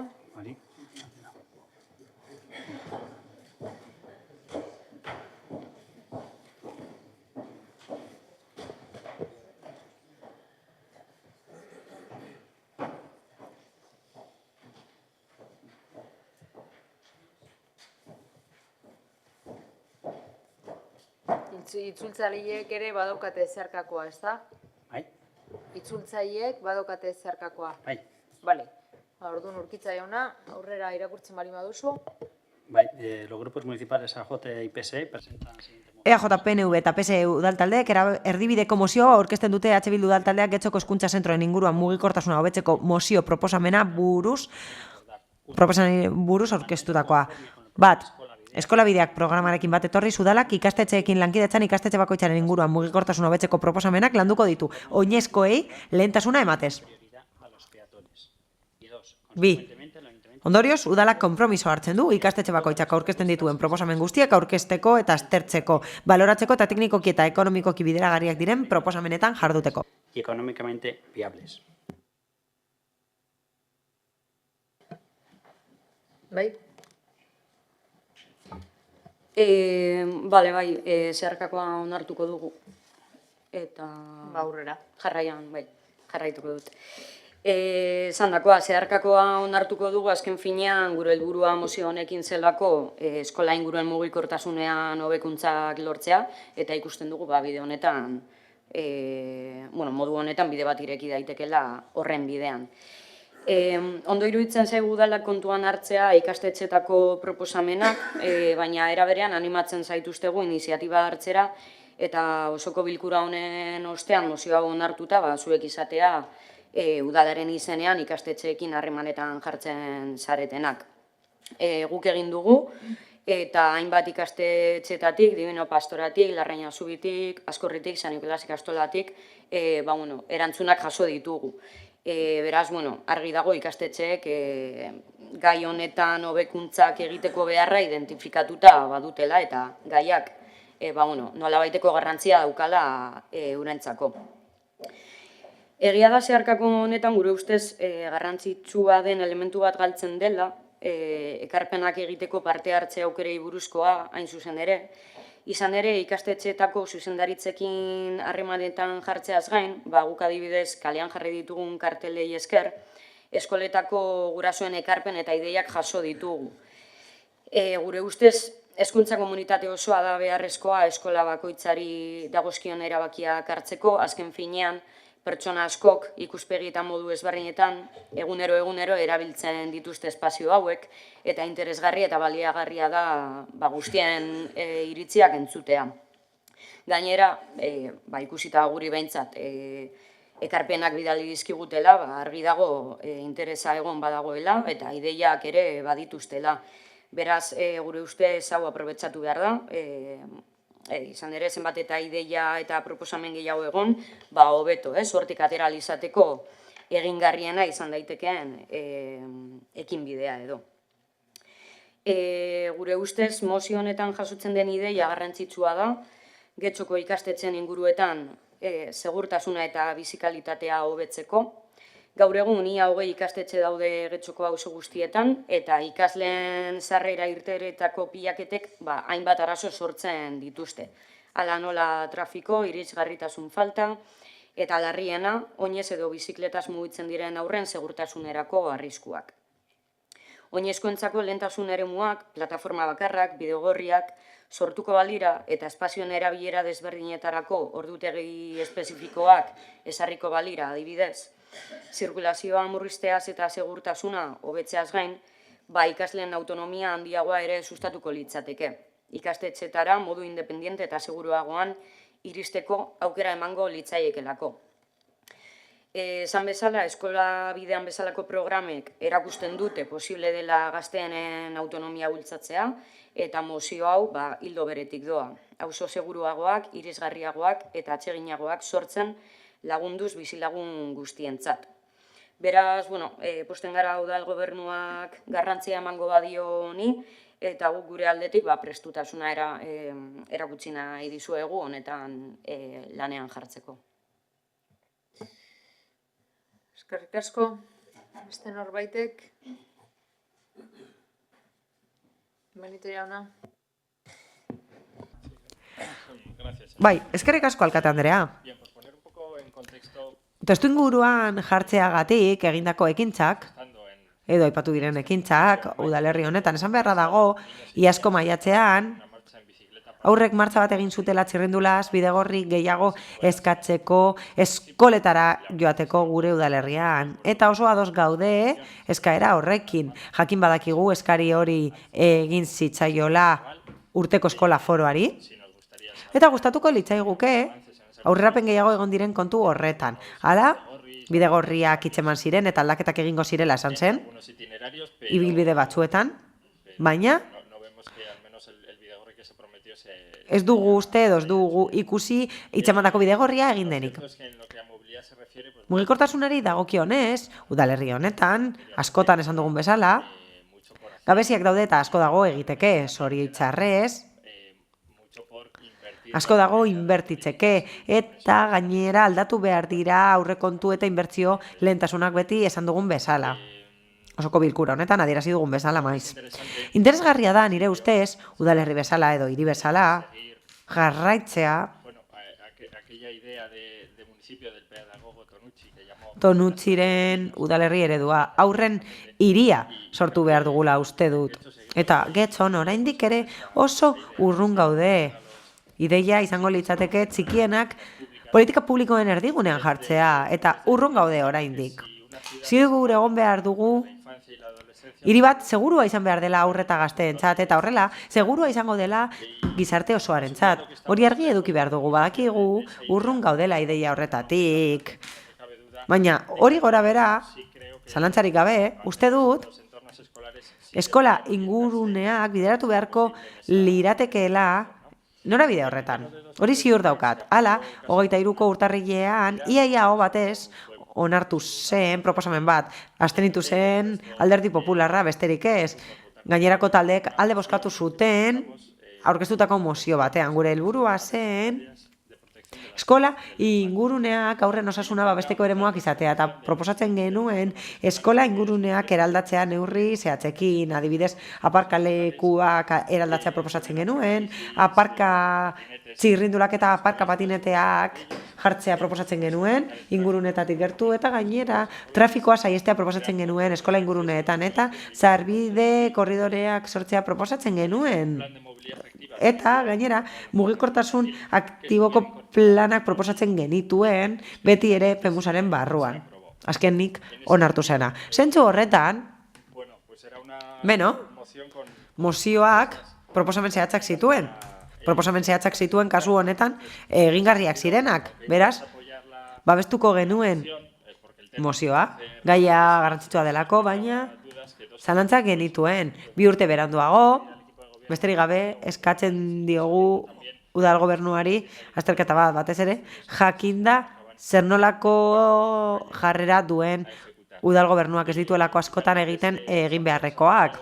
Azkenik, zeharkakoa onartu da, eta ez dugu alde bozkatuko eta abstenituko gara kasu honetan. Funtzean, proposatzen dutena egiten delako da, eta egiten dena ez zaigu ondo iruditzen.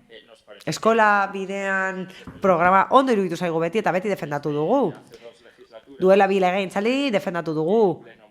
Osoko bilkura honetan gaudenetik defendatu dugu hori. Baina uste dugu konpromiso bat hartu behar duela udaltaldeak, eta konpromiso ez da izan behar egiten jarraitzea, baizik eta ideia berriak sustatzea eta bultzada berria ematea egiten denaz gain. Hala, antzeko eztabaida bat izan genuen, patioen inguruan. Eztabaida hori iaz izan genuen eta antzekoa izan zen eztabaida. Ondo dago proposamenei erantzutea eta hezkuntza erkidegotik proposatzen denari erantzutea, baina hori ez da nahikoa. Horrez gain, ona da erakundetatik esperientzia teknikoa dutenek egiten dituzten esperientzia dutenek ere proposamenak egitea hezkuntza erkidegoari. Ondo iruditzen zaizkigu ekimenak, baina hala ere abstenituko gara. Ez da nahikoa esatearekin egingo dugula, baizik eta mahaian jarri behar dira ideia berriak, bultzada irmoagoa eman behar zaio, eta gainera ez da nahikoa hezkuntza komunitatea entzutearekin, baizik eta proposatu behar da. Proposatu behar da gaitasun teknikotik, hau da, Getxo bezalako udal batek duen gaitasun teknikotik abiatuta. Eskerrik asko. Norbaitek? Gilau Andrea. Eskerrik asko, Alkate Andrea. Es importante subrayar. Garrantzitsua da azpimarratzea Getxoko udaletik harreman esparru bat dugula hezkuntza zentroekin, gurasoen elkarteekin eta hezkuntza komunitatearekin oro har. Hala, eskola bidean programa, udal programa da eta balioan jarri behar dugu. Hori ingurumen arloak sustatzen du eta horrek sustatzen du mozioak planteatzen duena. Hala, irisgarritasuna eta segurtasuna bermatzea aurrentzat eskola zentroetarako bideetan eta ibilbideetan. Hala, programa horren bidez, helburua da Getxo udalerri atseginagoa izan dadin aurrentzat. Aukera izan dezaten kaleetatik modu autonomoan mugitzeko eta aukera izan dezaten espazio publikoa berreskuratzeko. Eta ekimen honen erreferentzia haurren hiria da. Etengabeko harremana daukagu eskola zentroekin eta gurasoen elkartekin. Eta uste dugu garrantzitsua dela ezarritako ibilbide horria jarraitzea. Eskola bideanen hildoa jarraitu behar da. Horren bidez jarraitzen dugu hobetzen. Izan ere, hezkuntza komunitateak proposamenak egiten dituenean, gure eskumenen barruan badaude, aztertzen dira, ikusten da bideragarriak diren bere ezarpenerako. Egin ditugu, jada, zenbait ekintza, hobetzeko eskola zentro batzuetarako sarbideak segurtasuna lehenetsiz aurrentzat eta mugikortasun jasangarria lehenetsiz. Horrez gain badaude tokiko 80 saltoki inguru eskola bidean ekimenarekin bat egin dutenak. Mugikortasun jasangarriko modua bilatze aldera. Horregatik, horren bidez, bere ibilbideak oinez egiten dituzten ikasleek beti izango dituzte eskura saltoki bat bere ibilbidean zehar laguntzeko. Egia da, hezkuntza zentro bakoitzak bere realitatea duela eta bere premiak dituela, noski. Eta horregatik konponbideak egokitu behar dira zentro bakoitzaren egoerara. Hala eta guztiz ere, udalak martxan du jada prozesu bat etengabeko hobekuntza sustatzeko eremu horretan. Horregatik uste dugu azterketa horrek bikoiztuko lituzkeela baliatzen diren baliabideak. Funtsean hori egiten delako jada. Horregatik guztiagatik, gobernu taldetik, zeharkako enmendakina proposatu dugu. Borondatea dugulako horrela jarraitzeko lan egiten. Eta eskertzen diogu proposatzaileari onartu izana. Mila esker. Eskerrik asko. Zorrialek ere kaiuna. Eskerrik asko alkate anderea eta egun guztioi. EH Bildu presenta una moción. EH Bilduk mozioa aurkezten dugu eskatuz azterketa bat egiteko mugikortasuna hobetzeko eskola zentroen inguruan. Ez dugu esango proposamenaren asmoa ona ez denik, baina uste dugu komeni dela ñabarduraren bat egitea. Oso logikoa da herritarrek eta talde politikoek helburua izatea eskola inguruneak egokiak izan daitezen. Irisgarritasuna, erosotasuna eta segurtasuna kombinatuz. Naiz eta errealismoa behar den. Hala, Getxoko udalak jarduketak egin behar ditu ingurune seguruagoa sortzeko eskola zentroen inguruan. Argiteria hobetu, seinaleak hobetuz, abiadura muga jarriz eta beste ekintza batzuk gustatuz trafikoa baretzeko. Baina kasu honetan errealistak izan behar dugu. Mozioaren parte batean, aipatu da, esaten da, hitzez hitz. Escuela serían más los padres, madres, alumnado y profesorado que se animarían a utilizar la bicicleta. Bueno, nosotros no ponemos en duda. Guk ez dugu zalantzan jarriko, ikasle gehiago joango liratekenik eskola zentroetara txirrindula erabiliko balute, baina ez da beharrezkoa azterlanik egitea jakiteko guraso askok aurrak usten dituztela eskola zentroetan eta gero lanera joaten direla. Eta norbaitek sinestuko du txirrindulaz eraman dituzten gurasoek txirrindulak erabiliko dituztela? Benetan sinestuko dugu aurrak utziko dituztela eta gero lanera joango direla txirrindulaz? Bai Muskizen, bai Amorebietan, bai beste herri batean lan egiten badute? Errealistak izan behar dugula uste dut. Gobernu taldearen porrotik handienetako bat da mugikortasun jasangarrian sugatzarte etorbideko bidegorria. Oso gutxi erabiltzen delako eta gogorarazi beharra dago bidegorria hau aurreikusi zela ez aisialdirako baizik eta eguneroko mugikortasunerako. Lanera joateko eta eta realistak izan behar dugu. Salbuespenak salbuespen, herritarrek ez dute txirrindula erabiltzen lantokira joateko eta gainera, ez da azterlanik egin behar, jakiteko gurasoek eskola zentroetara aurrak autoz eramaten dituztenean, hori egiten dutela gero autoa behar dutelako lantokira joateko. Eta alderantziz.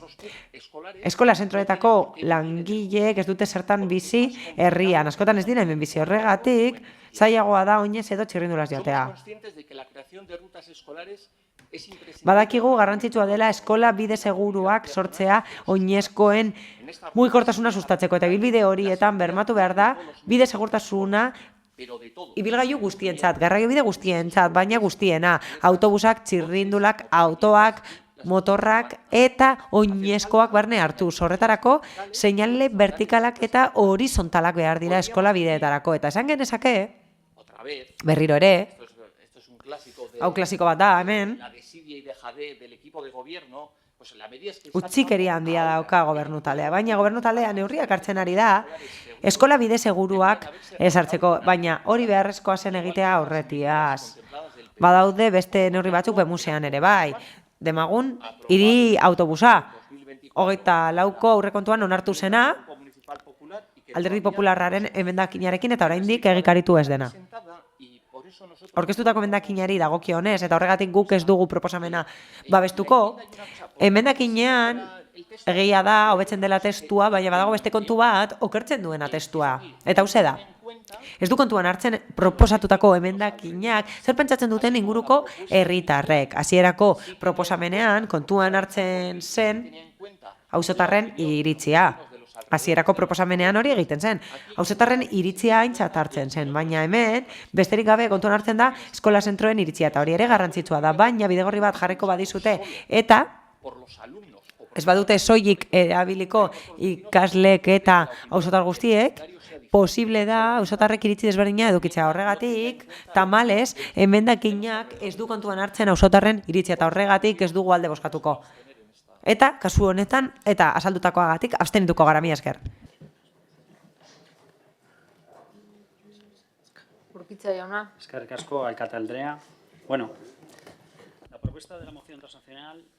Zeharkako mozio proposamenak argi uzten du ekimenekin, jarduketekin eta programekin bat datorrela. Batzuk aipatu dira, lehenik eta behin eskola bideak programa daukagu. Horrekin denbora daramagu lanean eta indartu nahi dugu eta balion jarri nahi dugu. Hala, martxoan eskolak txipitzapa ekimena egingo da, jarduera hori egingo da 3. mailatik 6. mailara arte. Eta ikusiko den bezala proiektu hauek erakusten dute apustu egiten dugula entzute aktiboa eta parte hartzea sustatzeko. Era berean, badago beste lankidetza adibide bat, batzuek aipatu dutena. Eta hori da Andramari zentroarena. Zentro horrek parte hartu zuen oso modu aktiboan eskola bideak programan. Eta horrez gain, zentro hau aktiboa izan da eskola agenda 2030 ekimenean. Eta lankidetza horrek erakusten du emaitzak ematen direla. Eta punta galeatik doan bidegorriarekin eskola zentroa lotzen da izarrotatik pasatuz. Proiektu hori kontratatzeke dago eta espero dugu laster lizitatzea eta esleitu alizatea. Baina esan bezala proiektu horrek erakusten du parte hartzea sustatzen dela eskola zentroen gandik. Eta bai eskola bideak ekimenean, bai 2030 eskola agendan, eskatzen da azpiegitura bat funtsean irisgarritasuna bermatzeko txirrindulaz. Eta hori egin zen iaz, eta gobernu taldeak entzun zuen, eta horreta jarri zuen, are gehiago. Kalera atera ginen, ikasleekin eta irakasleekin lantzeko eta akordioa lortu zen trasadura hau egiteko.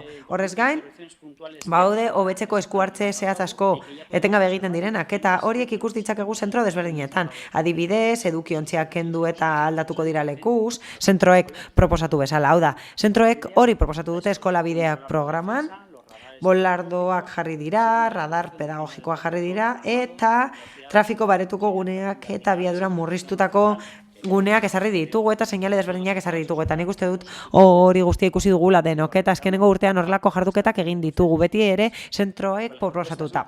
Baina proposamenak ez dira ora amaitzen izan ere, bidegorrien sarea diseinatzen ari gara eta giltzarri den estrategietako bat da APOan. PMUsen zehaztapenak barne hartzen dituena noski, eta gainera horrek arago egin nahi du. Bidegorrien sarea proposatzen da, individualizatuz egoerak zentro bakoitzaren arabera, baina mozioan zentratuta, mozioan aipatzen da eskola bideak programa eta eskola zentroen inguruak, eta horregatik proposatzen dugu zentroek bat egitea eskola bideak programarekin.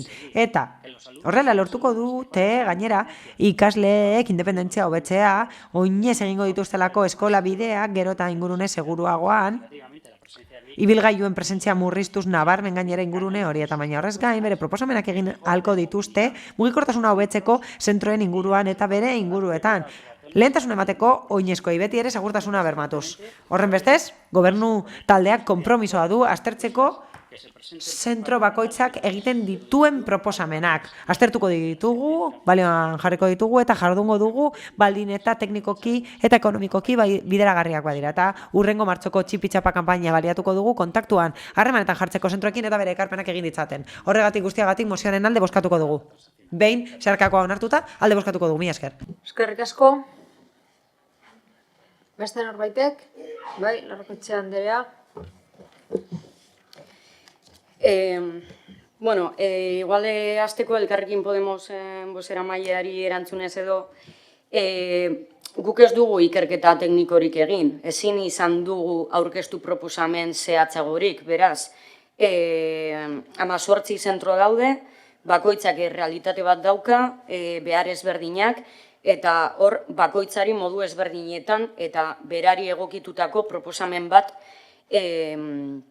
osatu behar da, eurekin batera, hemen parte hartzeari buruz aritu gara denok. Orduan, guk ezin genuen ekarri ona proposamen zehatz bat, hori udal gobernuaren lana da. Guk hemen gure papera da presionatzea eta eskatzea udal gobernuak hori bera egin dezala. Orduan, gure lana horraino mugitzen da. Horregatik, ikerketa teknikoa eskatzea, da guk egin dezakeguna, edo gure ustez, gure papera izan beharko litzatekeena. Eta, alderdi popularrari erantzunez edo, creemos que hace falta hacer un estudio sobre... Uste dugu beharrezkoa dela aztertzea bidegorriak, bai. Batzuk Zornotzara doazelako, beste batzuk ez. Batzuk doaz Txirrindulaz Bilbora, beste batzuk ez. Batzuek txandakalan egiten dute eta beste batzuek ez. Bai, errealitate ezberdinak daude. No creemos que la percepción... Ez dugu uste alderdi popularraren pertzepzioa unibertsala denik edo bakarra denik gai honetan. Hori esan da konbentzituta gaude, bidegorri aukera gehiago egongo balira, gehiago erabiliko liratekeela. Ikasleen partetik, irakasleen partetik eta gurasoen partetik ere bai. Orduan, hori lortzea ja guretzat aurrerapen bat da. Orduan, ondo ikusiko genuke. Eta lo de que pena que hayamos aceptado... Eta esatea ze pena onartu dugula zeharkakoa bestela onartuko zenuketela, beno. Que pena nos da nosotros quedarnos sin un sí una vez más. Berriro ere, ze pena zuek ezetz esatea aitzakiekin. Ez ditut aipatu behar aitzakiak. Geratzen gara, emaitza honekin, jarraipena egingo diogu gaiari, eta berriro berrestea gure lan egiteko prestutasuna. Beste norbaitek? Ez? Beraz, bozketara pasatuko ginateke. Mozioaren aldeko bozkak. Euskadiko Ezkerra, EH Bildu eta Eusko Alderdi Jeltzalekoak ditugu. Kontra, ez daude abstentzioak Elkarrekin Podemos eta Partido Popularrekoak ditugu. Eta honez beste onartua gelditzen da mozioa. Eta 23. puntura pasatuko ginateke. EH Bildu taldearen mozioa elikagaien xauketaren kontrako plataformarekin bat egiteari buruzkoa. Egunon. Urtez urte elikagaien xauketak garrantzia handiago hartzen du, eta gure ustez udalak gai honi buruzko estrategia bat egin beharko luke. Eusko Jaurlaritzarek elikaren gidaritzapean utzi zuen bere garaian elikagaien xauketaren kontrako borroka. Horrela sortu zen elikagaien xauketaren kontrako Euskadiko plataforma, zeinean parte hartzen dute hainbat erakundek, enpresa pribatuek, elkartek, udalek eta mankomunitatek, baina zoritxarrez getxo ez dago atxikituta.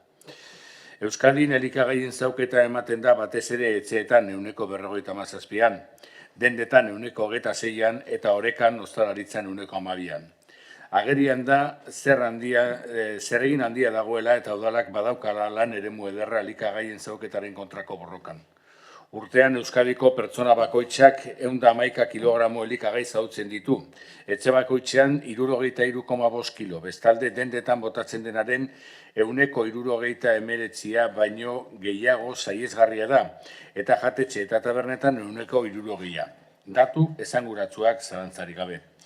Elikagaien zauketa zaritzen garenean, aintzat hartu behar ditugu elikagai horiek sortzeko erabiltzen diren ura, energia, lurrak eta abar. Eta ondoren erabiltzen ez ditugun eta ondakin bihurtzen ditugun elikagaiak suntsitzeko edo kudeatzeko berriro erabili behar ditugun bitarteko naturalak. Ezin ahaztu, noski, elkartasunaren ikuspuntuan, oraino gizarte batek onar dezake elikagaien zauketak berekide batzuk edo alboko herrietako herritarrek goze pasatzen direnean. Udalak hainbat taberna esleitzen ditu urtero, Gobela, Fadura, Ereagai, Zerrota, Romo. Bestalde, egoitzan bada jantoki bat, jantoki sozialak diruz laguntzen ditu, ostalaritzak dauka antolatuta, enpresa foroan, eskolekin harremanak ditu, udalak badu non eragin. Ondorrengo paragrafoa, ez dut irakurriko, txarto dagoelako lehenengo esaldia, datu okerra da. Baina bai aipatu behar da, ez da kapritxo bat, aipatu plataforma oso lagungarria izan detekelako, eta gainera plataforma hori atxikitzeak udalaren konpromisoa azalarezi dezakela. 4 urte pasa dira, erabaki bat hartu zenetik, baina denbora horretan legeak aldatu dira eta estatu mailako legeek zein herrialde mailako plangintzek elikagaien zauketa gutxitzeko helburua jarri dira. Hortaz hauek dira osoko bilkura honi proposatzen dizkiogun adostasunarako puntuak. Osoko bilkura gobernu taldeari eskatzen dio elikagaien zauketaren aurkako Euskadiko plataformari atxikitzea. Osoko bilkura gobernu taldeari eskatzen dio elikagaien zauketaren aurkako Euskadiko plataformaren laguntzarekin eta 8 hilabeteko epean elikagaien zauketaren kontrako getxoko plangintza zirriborratzea merkatari eta ostalarien laguntzekin. Osoko bilkurak gobernu taldeari eskatzen dio elikagaiaren zauketaren kontrako plangintza zirriborratzeko eta ondoren plangintza egikaritzeko horrekontu nahikoa ezarri dezala. Aurtengo finantzak eta iturria diru zaintza soberakina izan daiteke eta aurrengo urteetan, aurrekontuetan, aintzat hartu beharko den inbertsio eta gastua izan dela. Zerkako bat dugu.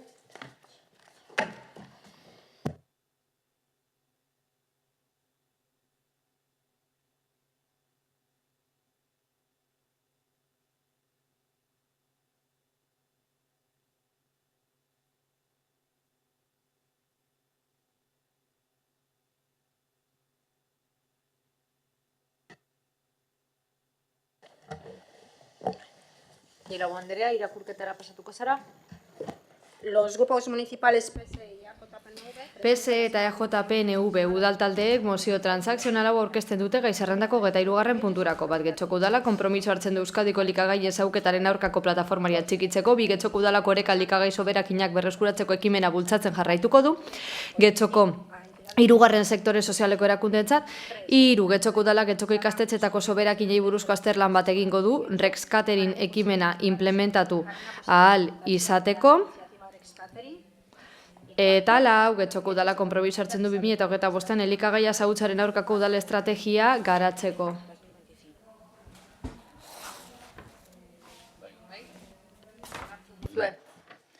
Defentsara pasatuko zara? Bai, egia esateko gauza asko, geratu dira ontxe, bazterrean, ez da? Baina, egia da 2008 urtean onartu genuela mozio bat, egia da mozio hori onartu zenean PP, PNV eta PSek ez dutela babestu, abstenitu egin ziren, baina egia da ere mozio hori ez dela bete. Denbora horretan gauza nahikotsu gertatu dira. 2022ko legeak berak badaukala artikulu berezi bat soilik dedikatuta elikagaien zauketaren kontrako borrokara, Eusko Jaurlaritzaren hondakinien plan gidariak ere aipatzen du zehazki elikagaien zauketaren kontrako borroka eta gauza bera egiten du abenduan aldundiak onartu duen abenduan aldundiak onartu duen plangintza. Hau da, gaiak garrantzitsua daka. Eta garrantzitsua da, aurkeztu dizkiguztuen zeharkakoa eta onartu dugu, baina bai jarri nahi dugu, nabarmendu nahi dugu, elikagaien zauketaren arrazoia edo zorrera puntu bat egia dela oreka dela, ostalaritza izan daitekela, egia dela ikastetxeak izan daitezkela, baina elikagai gehien zautzen den tokian gure etxeetan izaten da. Beraz, alde horretan ere garrantzitsua da eta alde horretan oso beharrezkoa jotzen genuen batez be egin daitekeen plangintza estrategiko bat, zeharkako plangintza udalaren hainbat arlo ikutzen dauena eta gure ustez ingurumen arloak lideratu beharko litzatekena. Eta guzti hau esan da, bai aipatu behar dut, edo aipatu nahi dugu beste kontu bat. Oso interesgarria izan da zeharkako honen inguruan eta aurreko zeharkakoaren inguruan izan ditugu solasaldiak, batean Eusko Alderdi Jeltzaleko kide batekin, eta bestean Euskadiko Alderdi Sozialistako beste kide batekin. Interesgarria izan dira, batetik zeharkakoak onartzearen aldera ezagutu izan ditugu ekimen batzuk agian ezagutzen genituen soilik izenez eta orain pizkat sakonago azaldu zaizkigulako, eta beste batzuk ezagutzen ez genituelako. Y con esto, ¿qué es lo que queremos decir? Zer esan nahi dugu horrekin, gustatuko litzaigukela beste behin, nolabait aldarrikatzea oso astunak izan arren, informazio batzordeak lan espazioak izan beharko liratekeela, konfrontazio politikorako tokiak izan ordez. Informazio batzordetan informazio gehiago izan beharko genituzke, zintzotasun oso, segon daitezke dizkeprantziak, desadostasunak, baina konfiantza espazio modura hartu behar ditugu. Eta espazio horietan akordiotara iristeko aukera egon behar da, izan ere hau behin eta berriro demostratzen den zerbait da. Eta tendentzia horren aurrean,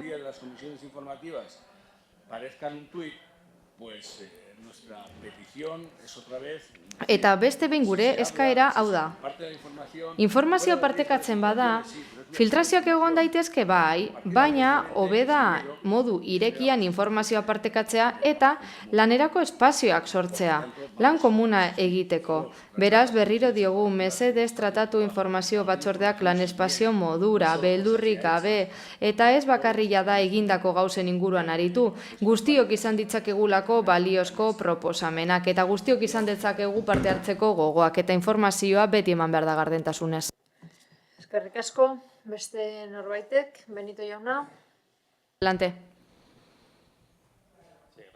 Bai, eskerrik asko alkate Andrea. Bueno, oso kontu garrantzitsua dugu hau. Eta udalbatza honetako guztiok neurriak hartu beharko genituzke. Mozioan zenbait datu agertzen dira eta zalantzarik gabe galderak sortzen dituzte. Norberaren jarduera konsideratzea zaratago, ezta? Bertan aipatzen da bakoitzak etxetik zer egin dezakegun eta abar, baina datuek zer diote, ezta? Ardura izan dezakegula, administrazioetatik hainbat gauza egin daitezkeela, eta zein aukera ditugun azken finean, ezta? Zifra hauek murrizteko. Badakigu udala aldez aurretik lanean aritu dela, merkataritza sarearekin, formazioak emanez, sentsibilizazio kanpainekin, eta abar, eta horrela martxan jarri ditu, gai honen aurka. Eta uste dugu oso interesgarria dela merkataritza sektorea gonbidatzea, datu hauek hobetzeko, eta azterlanak egitea. Prestakuntza saioak baita ere, eta horrelakoak. Baina, klaro, galdera zein da, hala eta guztiz ere, zer egin dezake udalak zuzenean esku hartzen duen tokietan? Gu gure udal taldetik, udal honetara ekarri izan ditugu zenbait ideia, kontu honen inguruan, legegintzaldi honetan zein aurrekoetan, lehenengo eskailu solidarioen inguruan aritu ginen, eta duela gutxi aurtengo aurrekontuetarako proposatu genuen martxan jartzea reskaterin proiektua. Osoko bilkuran ere aipatu izan zen, okerrez banago. Baina, klaro, horiek guztiak ekimenak dira, herritarren ekimenaren parte eta ez dira bideragarriak udalaren babesik gabe. Esate baterako reskaterin proiektua eskoletan ez da bideragarria udalaren babesik gabe, hori horrela da. Eta tokiko administrazioek horregatik lan egin behar dute denek batera eta ekimen hauetan parte hartu. Proposatu dugun proposamen honen kasuan eta zeharkakoan uste dugu aurrera pauso bat dela administrazio modura hobetzeko eta tresna batzu jartzeko guztion eskura eta horrela sortuko ditugu kontzientziazio kanpainak, aliantzak, ekonomia zirkularra sortzeko aukera izango dugu, ekimenak aurrera ateratzeko aukera izango dugu. Beraz, zentzu horretan, babestuko dugu proposamen hau. Uste dugulako nolabaiteko modu bat dela azken helburura hurbiltzeko. Zerora murriztea, elikagaien xahutze hau. Eskerrik asko, Dilau Andrea. Bai, eskerrik asko. EH Bildurekin bat gatoz. Elikagaiak xahutzeak arazoak dakartza eta ingurumenari ere eragiten dio, oso garrantzitsua da aurrera egiten jarraitzea, estrategia balortzeko eta horren bitartez lehenik eta behin soberakinak murriztuko ditugu eta gero banaketa seguru egin ahalko dugu. Ez gara zerotik hasten Wanted programarekin oreka sortu zen eta gaur egun enpresa kontsolidatua da hondakinak kudeatzeko. Informazio eman izan dugu ekimen honen inguruan, batzordeetan, hainbatetan, eta berriro ere diogu enpresa hau Getxon sortu zela, Getxon lan egiten duela eta Getxotik, eta beste hainbalekutatik, eta badauka eredu bat nolabait bermatzen duena prozesu seguru eta automatizatua.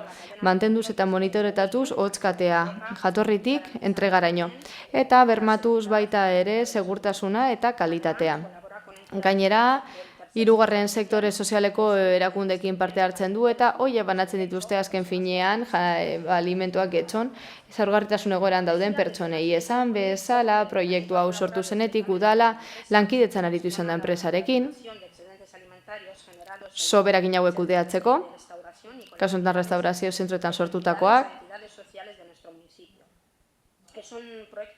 Proiektu hau oso garrantzitsua da, ekonomia zirkularrean oinarrituta dago eta baliabideen aprobetxamenduan eta martxan jarri zenetik esperimentatu du izugarrizko hazkundea kudeatutako kasuen konkretuari dagokionez zein parte hartzen duten erakunde sozialen kasuen. Ia 17 tona elikagai dira, banatzen direnak, eta balioa ia 107.000 eurokoa da. Eta horretan parte hartzen dute gure udalerriko 5 erakundeek, San Nikola Zabali, Pertsonalde, Sortarazi, Gurutze Gorria eta Hijas de la Caridad. Duela urtebetetik baino gehiagotik, akordio bat heldu gara BM supermerkatuekin, beraien soberakinak kudeatzeko eta horrek azken finean eragina du erakundeetan balorea sortzen du, enpresentzat eta bere soberakinak baliabide erabilgarri bihurtzen dituzte hainbat pertsonarentzat eta gainera horrela kostuak murrizten dira. Harremantzeko espazioak sortzeaz gain. Horrela, aldaketa sozial komunitarioa bultzatzen da.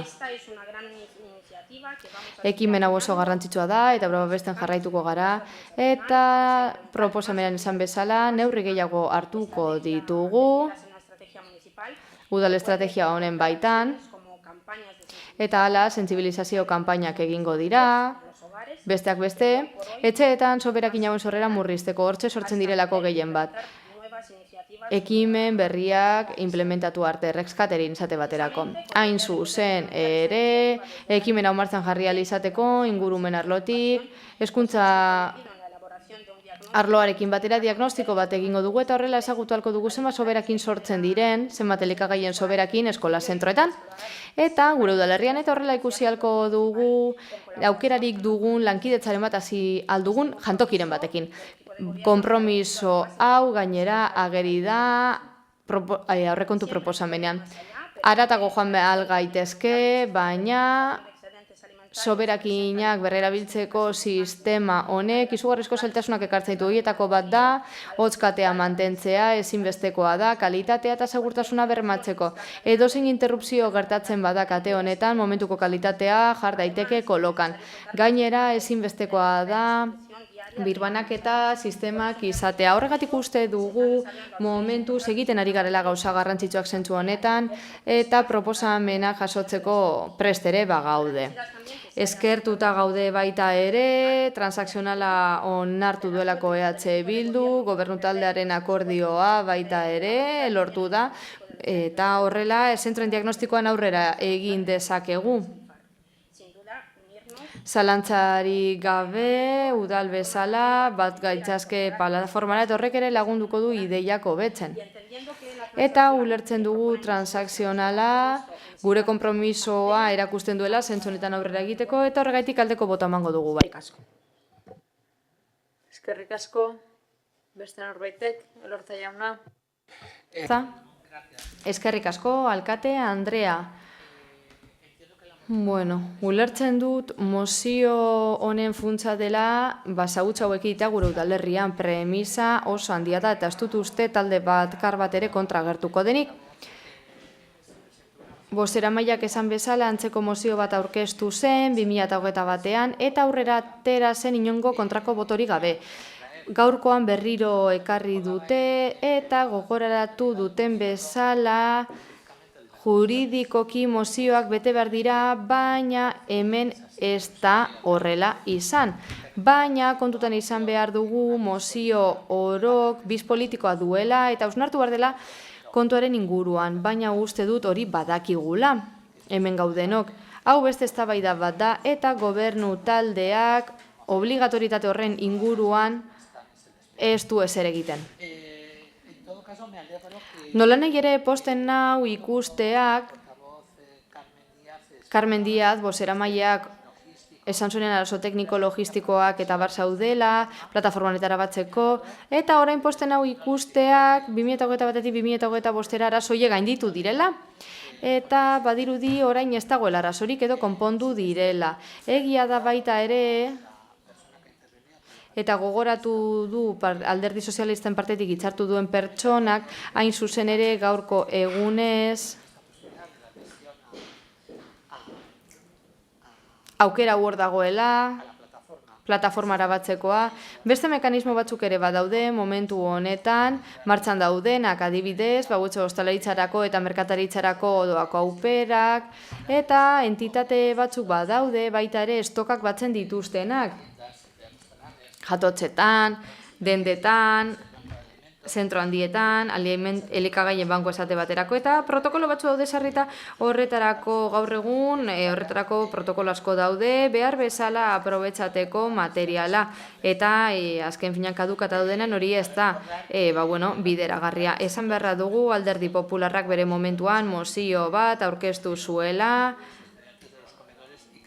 aprobetxamenduaren inguruan eta akordioari esker 2025ko aurrekontuetan sartu da.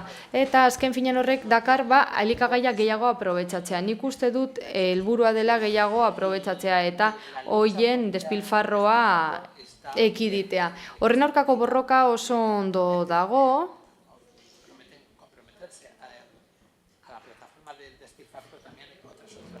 Baina badaude beste hainbat neurri ere.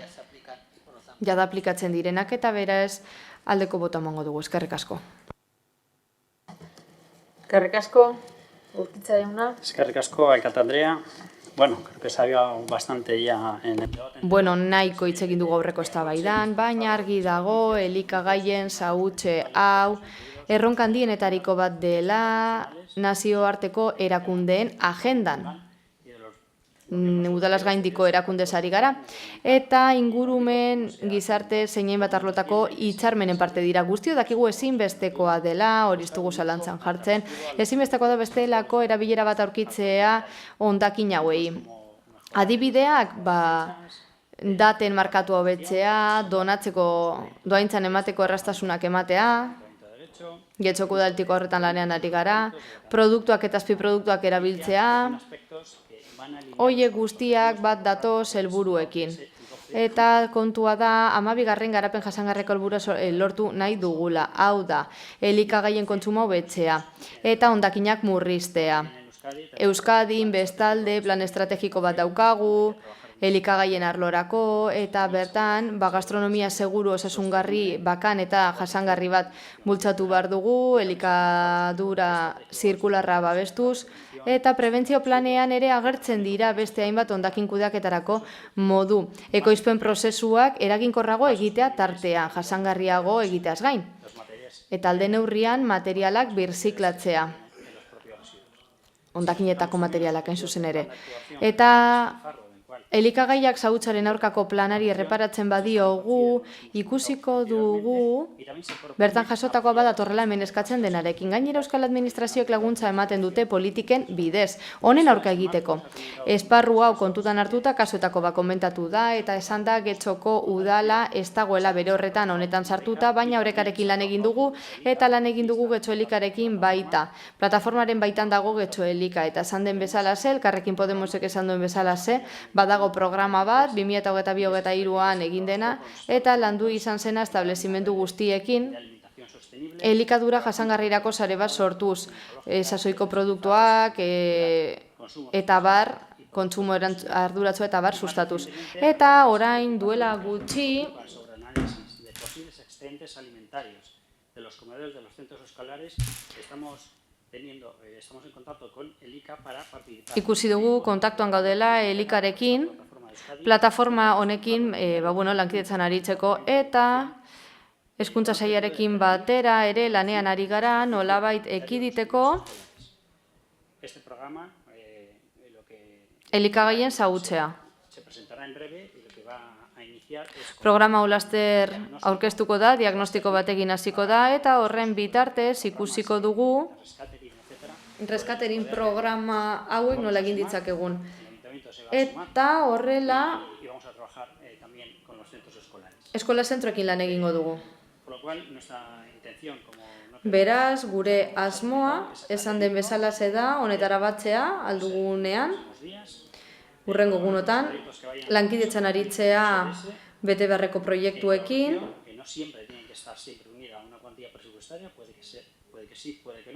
beti ez da ekonomi zuzkidura bat lotuta egon behar, eta horretaz aparte hainbat lega aipatu ditugu. Proiektu honetan, egia da ez dakigula zaraudiaren pean mugituko den, oraindik misterioa da, eta ikusi beharko dugu legedia berriak nola eragiten digun.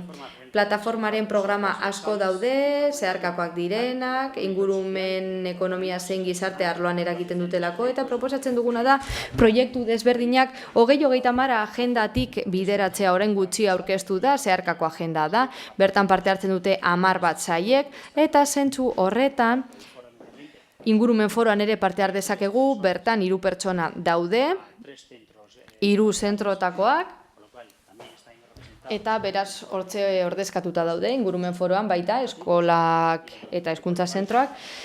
Eta horren bestez gure proposamena da txikitzea, eta, nik aukera eman nahi dut, jarraipena egiteko, zenbaterainoko garapena duen, eta proiektu guztia batera izatea proposatzen dut jarraipena egiteko, forora eramateko, eta horrela aktak egin ahalko dugu ikusteko zein den aurrerapenaren maila horrelako guztiagatik, eta zeharkako onartu ostean mozioaren aldeko botoa emango dugu.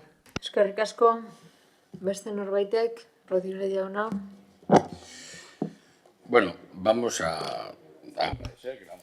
Eskerrik asko, mozio aurrera aterako da, eta ez genuen espero Alderdi Popularraren baiezko botoa. Beste bide batzuk erabiltzen dituztelako politika egiteko. Eskerrik asko baita ere atzo emandako informazioagatik eta adierazitako konpromisoengatik. Eskerrik asko gobernu taldeari. guk nabarmendu nahi dugu eta eztabaida honetan eman zaigu pixkat irudia jaso dugu, horrela agian okertuta egon gaitezkela, non elikadura zauketaren inguruko zer den eta zer nolako garrantzia duen eta oraindik ere horren inguruko iritzi desberdinak edo sinismen desberdinak daude, guretzako batzuk okerra dienak, baina beste batzuk ez. Eta horregatik azpimarratu nahi dugu proposamen honen alde garrantzitsuena guretzako izango dara zeharkako estrategia hori, urte osoa daukagu estrategia hori egiteko, urrengo urteetan estrategia hori egindako estrategio garatzeko eta hortxe dago benetako gakoa. Beraz, eskerrik asko eta segituko dugu horretan lanean. Beste norbaitek? Beraz, bozketara pasatuko ginateke, mozioaren aldeko bozkak, hau batez onartua geratzen da. Eta honez beste, 24. puntura pasatuko ginateke. Bildu taldearen mozioa, Saharako Errepublika Arabiar Demokratikoaren 49. urteurrenaren aldekoari buruzkoa.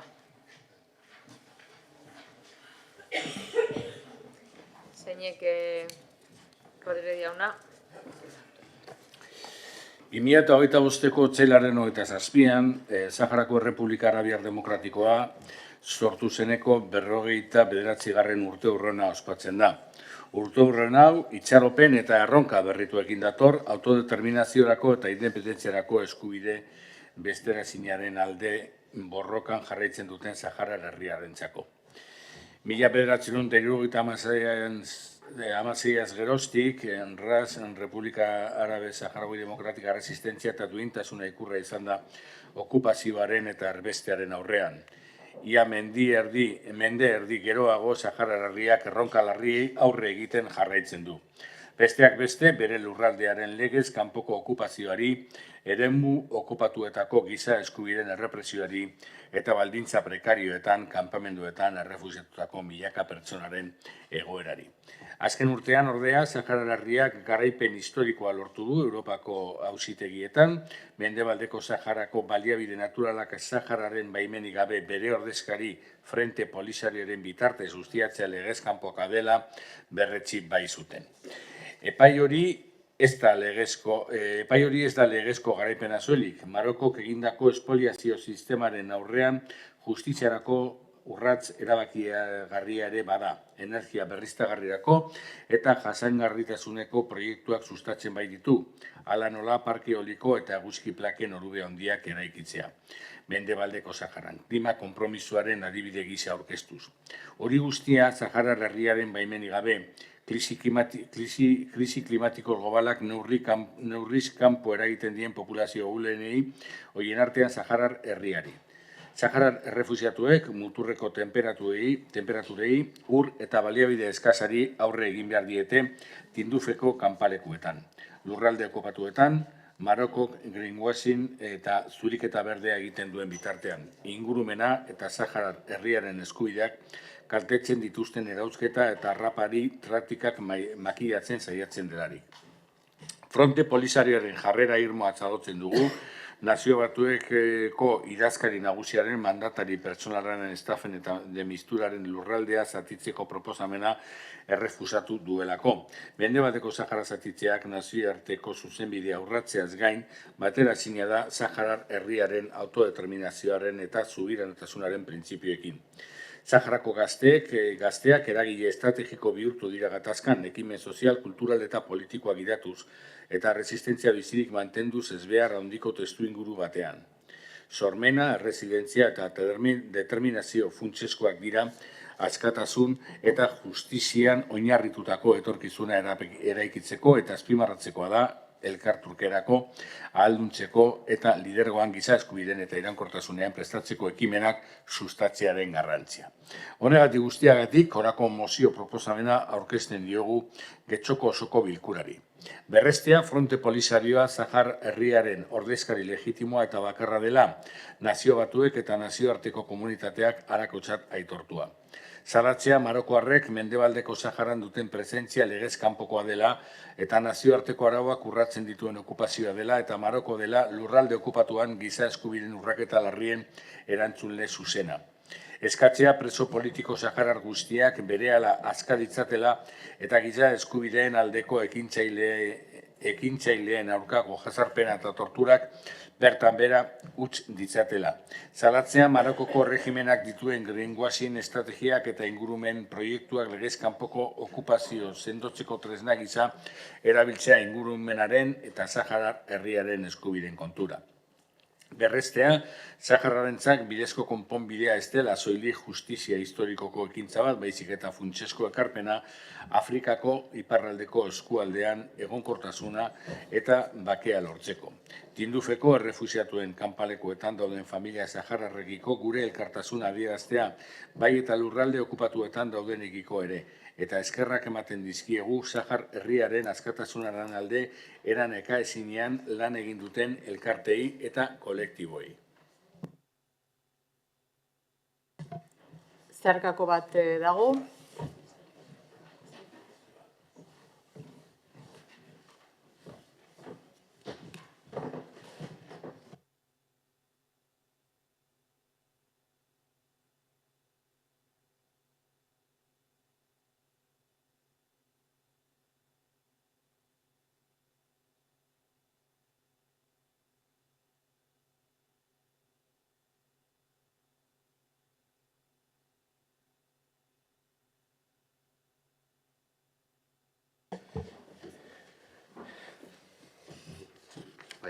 Uriarte jauna, irakurriko duzu? Bai, EH Bilduk irakurri dauen sarrera oso antzekoa da, ez bada berdina, beraz, artez joagoraz deklarazio puntuetara, non antzekoak gira batzuk, baino gehitzen da besteren bat, Euskal Fondoak proposatutakoan, ze hori da guk ekarri duguna, beraz, artez joagona ez irakurtzera. Horregatik guztiagatik, berresten dugu Fronte Polisarioa Saharar herriaren ordezkari legitimoa eta bakarra dela, eta NBek edo nazio batuek eta nazioarteko komunitateak hala aitortzen dutela. Salatzen dugu Marokok mendebaldeko Saharan duen presentzia legez kanpokoa dela eta nazioarteko arauak urratzen dituen okupazioa dela, eta Maroko dela okupatutako lurraldean giza eskubideen urraketa larrien erantzule zuzena. Eskatzen dugu, nazio batuek bazter dezatela mendebaldeko Sahararen banaketa jasotzen duen proposamen oro, eta horren ordez bete dezala da Saharako herriaren autodeterminaziorako erreferendum aske, bidezko eta behin betikoa bermatzeko duen agindua. Eskatzen diogu, nazio batue Minursoren agindua zabaltzeko lurralde okupatuetan giza eskubideen zaintza sartzeko eta mendebaldeko Saharako errelatori berezi bat berehala izendatzea sustatzeko. Saharako preso politiko guztiak berehala askatzea eskatzen dugu, eta giza eskubideen aldeko ekintzaileen aurkako jazarpena eta torturak bertan bera ustea. Uste dugu, unartezina dela Marokok mendebaldeko Sahararen baliabide naturalak ustiatzen jarretzea, Europar Batasuneko justizia auzitegiaren epaiekin kontraesarean, eta eskualdean jarruten duten enpresei nazioarteko zuzenbidea errespetatzeko eskatzen diogu. Marokoko erregimenaren greenwashing estrategiak salatzen ditugu eta ingurumen proiektuak erabiltzen ditugu legez kanpoko okupazioa sendotzeko, ingurumenaren eta Saharar herriaren eskubideen kontura. Eskatzen dugu, Espainiak mendebaldeko Saharako jure administratzailearen potentzia den aldetik, ofizialki deseustzat jo ditzala 1995ko Madrilgo akordioak eta jarrera aktiboa har dezala Saharako herriaren autodeterminazio eskubidearen defentsan. Eskatzen diogu, NBren segurtasun kontseiluari eta Afrikako batasunari beren aleginak areagotu ditzatela gatazkari konponbide zuzen eta behin betikoa emateko nazioarteko zuzenbidearekin eta NBren dagozkion ebazpenekin bat etorriz. Berresten dugu, Sahararentzako bidezko irtenbide bat ez dela soilik justizia historikoko ekintza bat, baizik eta Afrikako iparraldeko eskualdeko egonkortasunari eta bakeari funtsezko ekarpen bat. Elkartasuna adierazten diogu, Tindufeko errefusiatu kanpamenduetan dauden familia Sahararrei bai eta lurralde okupatutan eusten dutenei ere. Eta eskerrak ematen dizkiegu Saharako herriaren askatasunaren alde etengabe lan egiten duten elkarte eta kolektibo solidarioei. 49. urteurrena ospatzen dugu, Saharar herriaren justiziarekin, askatasunarekin eta autodeterminazioarekin dugun konpromisu urraezeina berretziz. Eta nazioarteko komunitatari dei egiten diogu, bidezko arrazoi horretara joan dadin. Sahara libre baten alde, justizia klimatikoaren alde eta Sahara herriaren duintasunaren alde.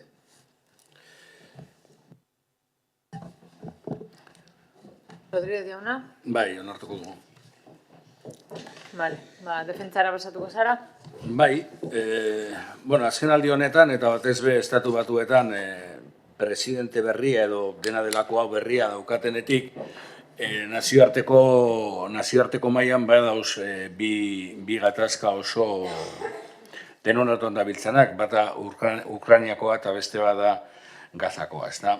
Saharako gatazka ez da horretatik hurbil, naiz eta batzuentzat ahaztu samar egon, edo horrelako zerbait, baina oso errotuta dago baita ere gure gizartean Argeliako errefusiatuen zeraitatik umeak ekartzea behintzat pasa dezaten uda era honean eta Saharekiko elkartasuna. Baina elkartasun hori aldaketa nabarmen bat izan zuen Espainiako gobernuaren partetik eta gure ustez hori ere kontuan hartu behar da. Como se dice en la moción, hay... Mozioan esaten den bezala, arrazoi asko daude, justifikatzen dutenak Maroko gotea Saharan edo Espainiako gobernuaren jarrera aldaketa justifikatzen dutenak. Danok gaude, kezkatuta zeintzuk izango diren geopolitika baldintzatuko duten elementuak, Europar Batasunaren balioak edo defendatuko diren desjabetzearen bidez, hegoaldeko herrialdeen desjabetzearen bidez, batzuetan hegoaldea iparraldean dagoen Ukrainaren kasuan bezala. Azkenean, gerraren bidez zer lortu nahi da? Lurrak. Eta Saharan antzeko zer gertatzen ari da. Zer gertatzen da?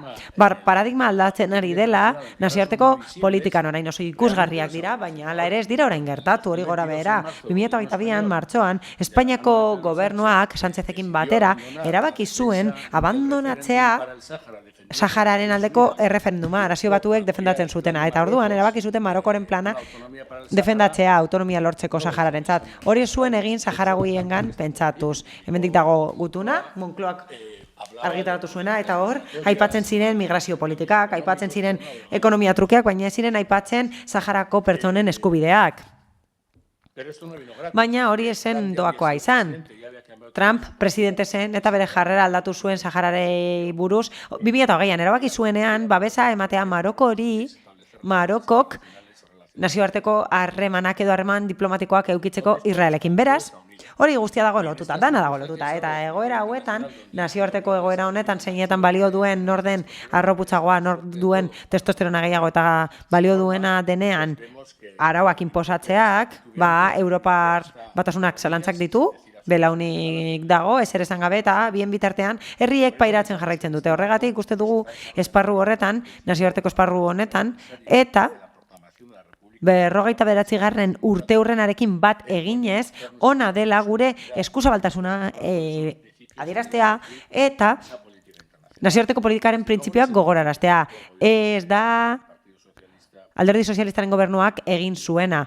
Urratuz bere hauteskunde programan zegoena 2019an. Hori ez da egin duena Espainiako gobernuak. Bide hori ez da bide zuzena. Bide zuzena da borondatea errespetatzea, Saharako herriaren borondatea errespetatzea. Izan ere ezin dugu ahaztu gaur egun Espainiako estatua dela Saharako administratzaile formala. Gaur egun administratzaile formala oraindik ere Espainiako estatua da eta Espainiako estatuak zenbait bete behar ditu etapa kolonial horri dagokionez. Beraz, uste dugu mozio hau baliagarria dela. Eta EAJak egindako ekarpenak baliagarriak direla.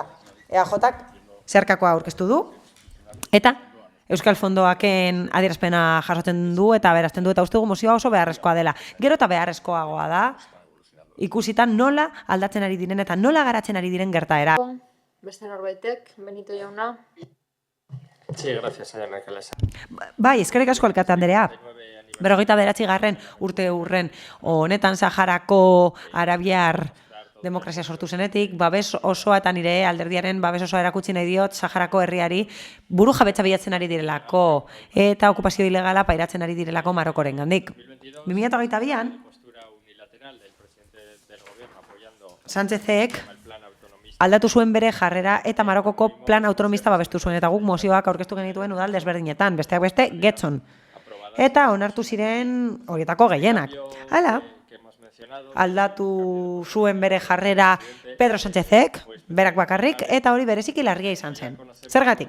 Denok dakigulako, Espainia ez dela beste herrialde bat nazioarteko eremuan gatazka ebasteko eta Marokoren okupazioa amaitzeko. Izan ere, bere erantzukizuna da konponbide bidezkoa, iraunkorra eta onargarria sustatzea. Eta horren barruan sartzen da Marokoko gobernuarekin jardutea eta Sahararen borondatea respetatzea. Azkeneko urteotan gainera larriagotu da egoera. Batez ere suetena apurtu zenetik. 2020an Marokoko gudarostea sartu zen desmilitarizatutako gunean mugako pasabide bat desblokeatzeko. Euskadin guztira 3.000 saharagoi bizi dira. Eta Euskadin sentitzen da eta ikusten da duela markada askoz eskuzabaltasun handia dugula Sahararekin. Eta benetan gaudela kezkatuta Mendebaldeko Saharako egoerarekin. Horri esker, ekimen asko daude, lotuta daudenak bi herrialdeekin. Horietako bat da Oporrak Bakean programa, zeinen gure udalak parte hartzen duen urtero. Creemos pertinente apoyar. Uste dugu egokia dela mozioaren puntu guztiak babestea. Akordio proposamen bat da eta puntu guztiak babestu behar ditugula uste dut. Justizia erakusteko Sahararen kausari eta horrez gain beharrezkoa delako hori egitea. Batetik jarraitu behar da ebazpenak egiten eta bat eginez Nazio Batuen erakundeko jarraibideekin eta ez hori bakarrik.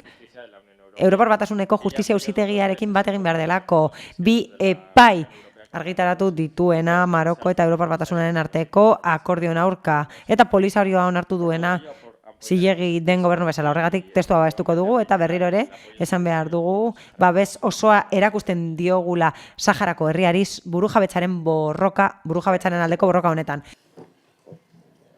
González jauna. Gracias, señora alcaldesa. Eskerrik asko alkate Andrea.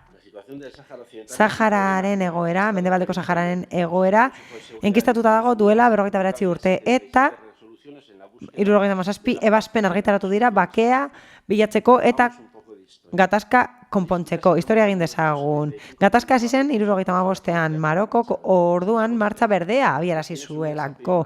Ordutik hona Nazio Batuen erakundeak konponbide politikoa eskatu du eta referendum bat egiteko eskatu du. Hala, Nazio Batuen erakundearen segurtasun kontseiluak eskatu zuen gaitzesteko egindakoa. Helburua zen Mendebaldeko Sahara okupatzea. Ebazpen horretan Marokori eskatzen zaio berehala kentzeko Saharako lurraldean martxako parte hartzaileak. Martxa berdeak 16 urteko gerra bultzatu zuen Marokoren eta Fronte Polisarioaren artean. Sahararen burujabetza defendatzen duena. 80ko hamarkadaren amaieran Nazio Batuen erakundea konpontzeko plan bat ezarri zuen eta beste ebazpen batean onartu zen Nazio Batuen erakundearen segurtasun kontseiluaren eskutik. Plan horretan jasotzen zen erreferendum bat egin behar zela autodeterminazioari buruz. Horrela, trantsizio epe bat ezartzen da Mendebaldeko Saharak aukeratzeko independentzia eta beste aukera baten artean. Eta horretarako sortu zen Minurso. 95ean aitzitik beste ebazpen bat argitaratu zen. Zeinean erakusten zuten kezka zutela konponketa plana geldiarazita zegoelako. Hala eta guztizen Nazio Batuen erakundeak esan zuen asmoa zuela ahalik eta lasterren egiteko erreferendum bat. Garbia eta inpartziala Mendebaldeko Sahararentzat eta Minursoren agintea zen konponbide politiko bat aurkitzea erreferendumaren bidez. Eta horrela ebazpen asko argitaratu ziren. Zenbat eta arintasun handiagoa eskatzen zutenak eta ulermena eskatzen zutenak prozesuan. Horrela, ebazpenak gero eta eskorragoak ziren erreferendumaren helburuari dagokionez. 2000 urtean Nazio Batuen erakundeak Marokorekin eta Sahararekin bildu zen, baina ziren helburu onera heldu.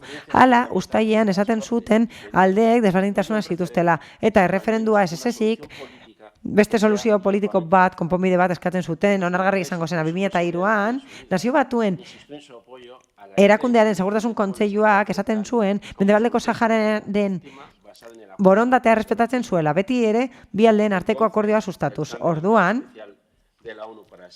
Nazio Batuen erakundearen James Baker bozeramaileak esaten zuen hauteskundeak egin behar zirela 4 urte 5 urterako eta gerora esaten zuen erreferendum bat egingo zela Saharako herriak bere etorkizun politikoa erabakitzeko. Plan hori, Plan Baker izendatu zen eta Baker bera eman zuen dimisioa aurkeztera 2004an, zenbait urte eman ostean Saharan.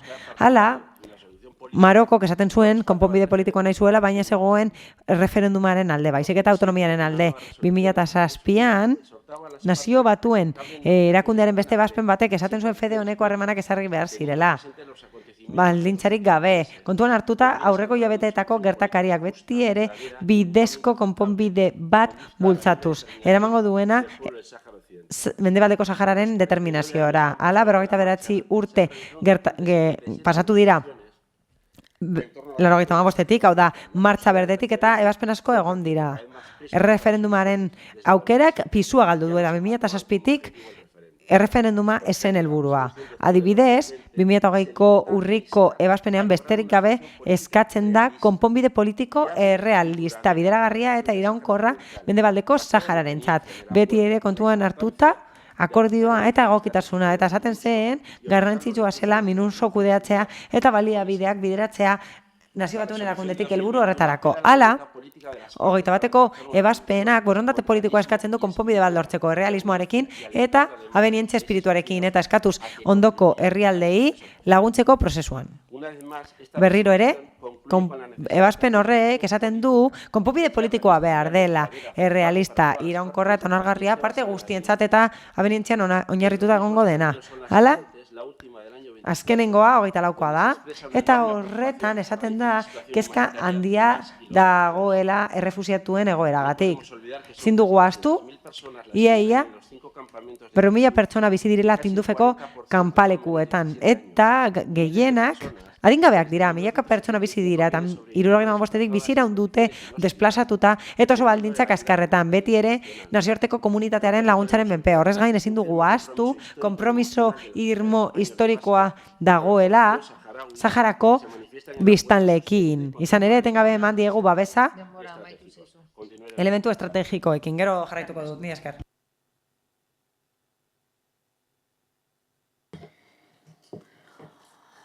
Beste norbaitek?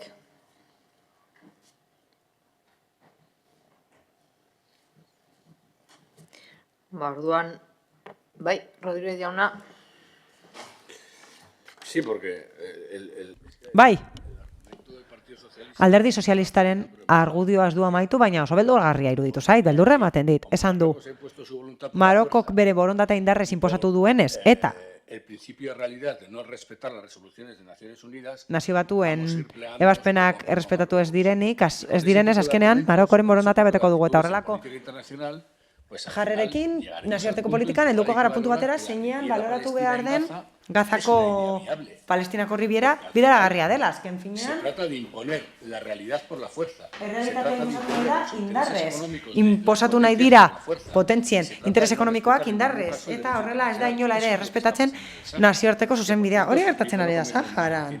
Ezen hasi 75ean, gatazka 75ean Espainia joan zen. Eta 76ean martxa berdea atera zen, baina aurretik zetorren okupatuta zegoelako. 70ean uste dut, Espainiak erabaki zuela Sahara Espainiako probintzia bat dela.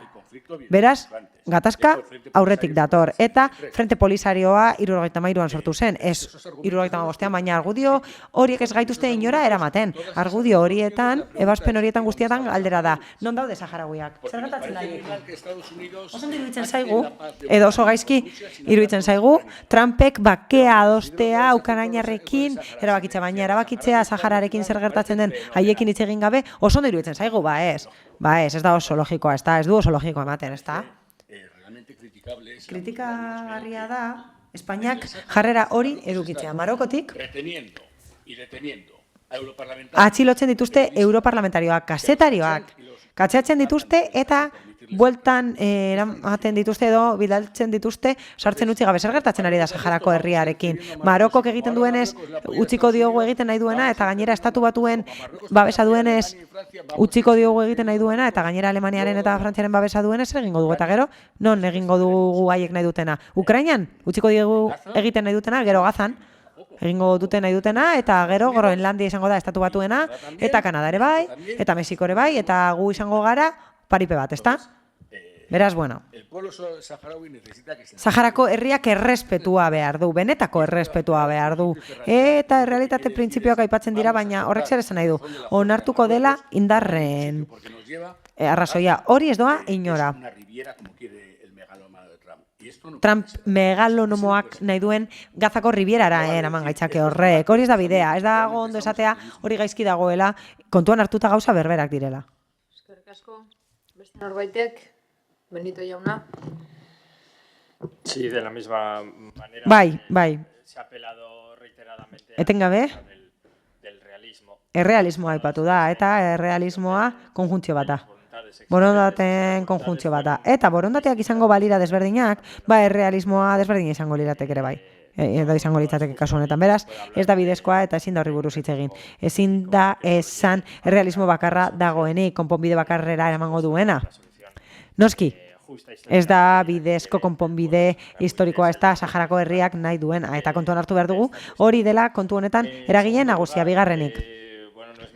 Ez da nire asmoa, enpainatzea urte hurrena, eta Saharako kausa zipristintzea, baina egia da, esan den bezala, egungo egoera oso gatazkatsua dela, oso nahasia dagoela, eta tamalez, Palestinako herria pairatzen ari da egoera oso larria, antzeko egoera bat pairatzen ari da, behintzat ezaugarri batzuei dagokienez, okupazio ilegala, apartheid, genozidioa, hori guztia pairatzen ari da Palestina, interes ekonomikoek bultzatuta eta baliabide estrategikoek bultzatuta, eta interesak daudelako kostak resort bat izan daitezen, baina zoritzarrez, udal honetan ezin izan dugu erakunde adierazpen bat sortu.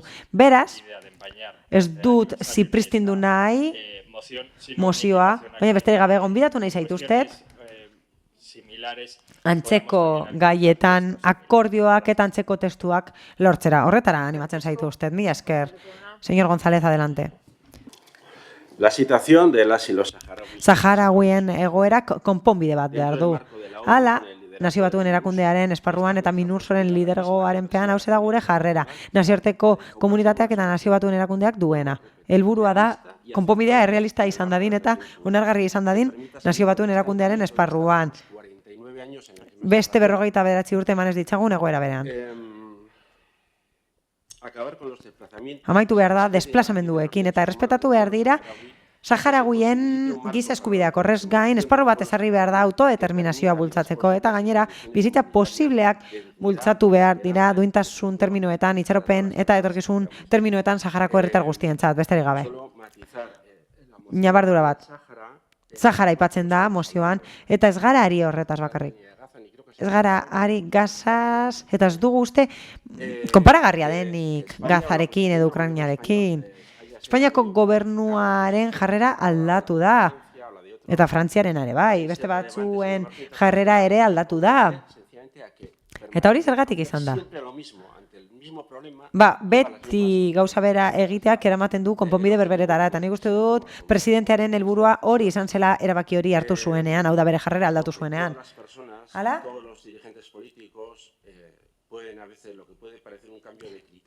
Batzuetan ematen du irizpide aldatzen dela, baina askotan bilakaera bat egon delako izan da. Eta zorionez, ezker abertzaleak ere askotan aldatu du bere irizpidea historikoki. Beraz, nik uste dut denok egin dezakegula hori.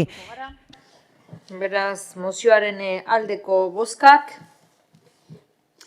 Elkarrekin Podemos, EH Bildu eta Eusko Alderdi Jeltzalekoak dira. Kontra, Partido Sozialista. Abstentzioak, Partido Popularra. Beraz, onartua geratzen da mozioa. Eta honez beste, 25. puntura pasatuko ginateke. Elkarrekin Podemos udaltaldearen mozioa, jolastokietan elementu bereziak sartzeari buruzkoa. Tenemos una moción de adición. Gehitzeko mozio bat daukagu. Perdona. Nada, perdón.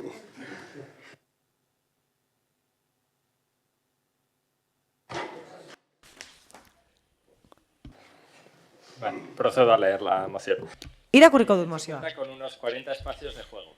Getxok 40 bat jolastoki ditu, txikietan erabei divertitzeko eta aiziaz gozatzeko aukera ematen dieten elementuak dituzte parke hori. Gainera, toki horiek topaguneak ere badira auzotarrentzako. Beraz, batzuetan erabilera intentsiboa izaten da, batez ere duten kokapenaren ondorioz. Metrotik naiz intereseko puntu batetik gertu dagoen plaza batean, ikastetxe batetik gertu, besteak beste.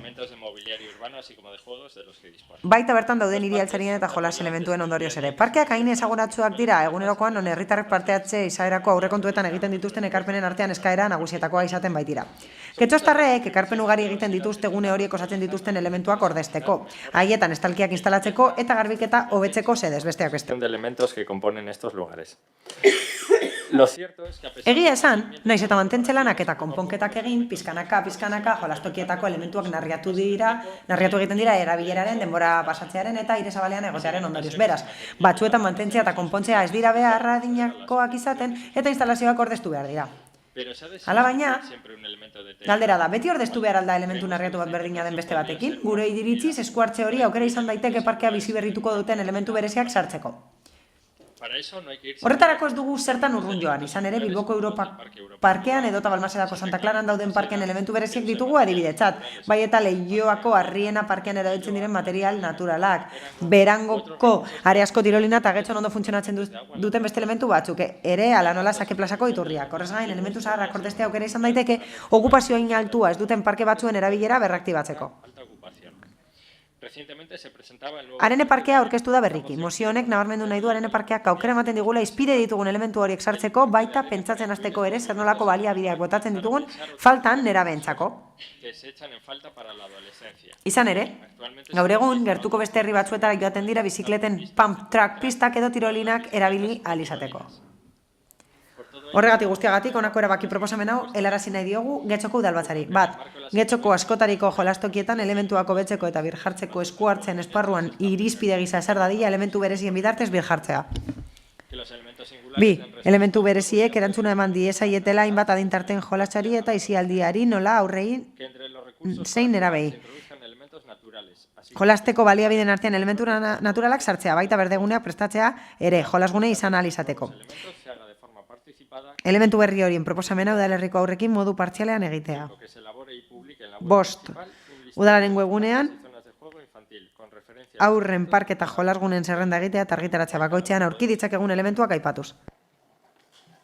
Bai, zeharkako bat dago. Ahora sí. Orain bai. Gehitzeko mozio bat daukagu. Gehitzeko proposamen bat.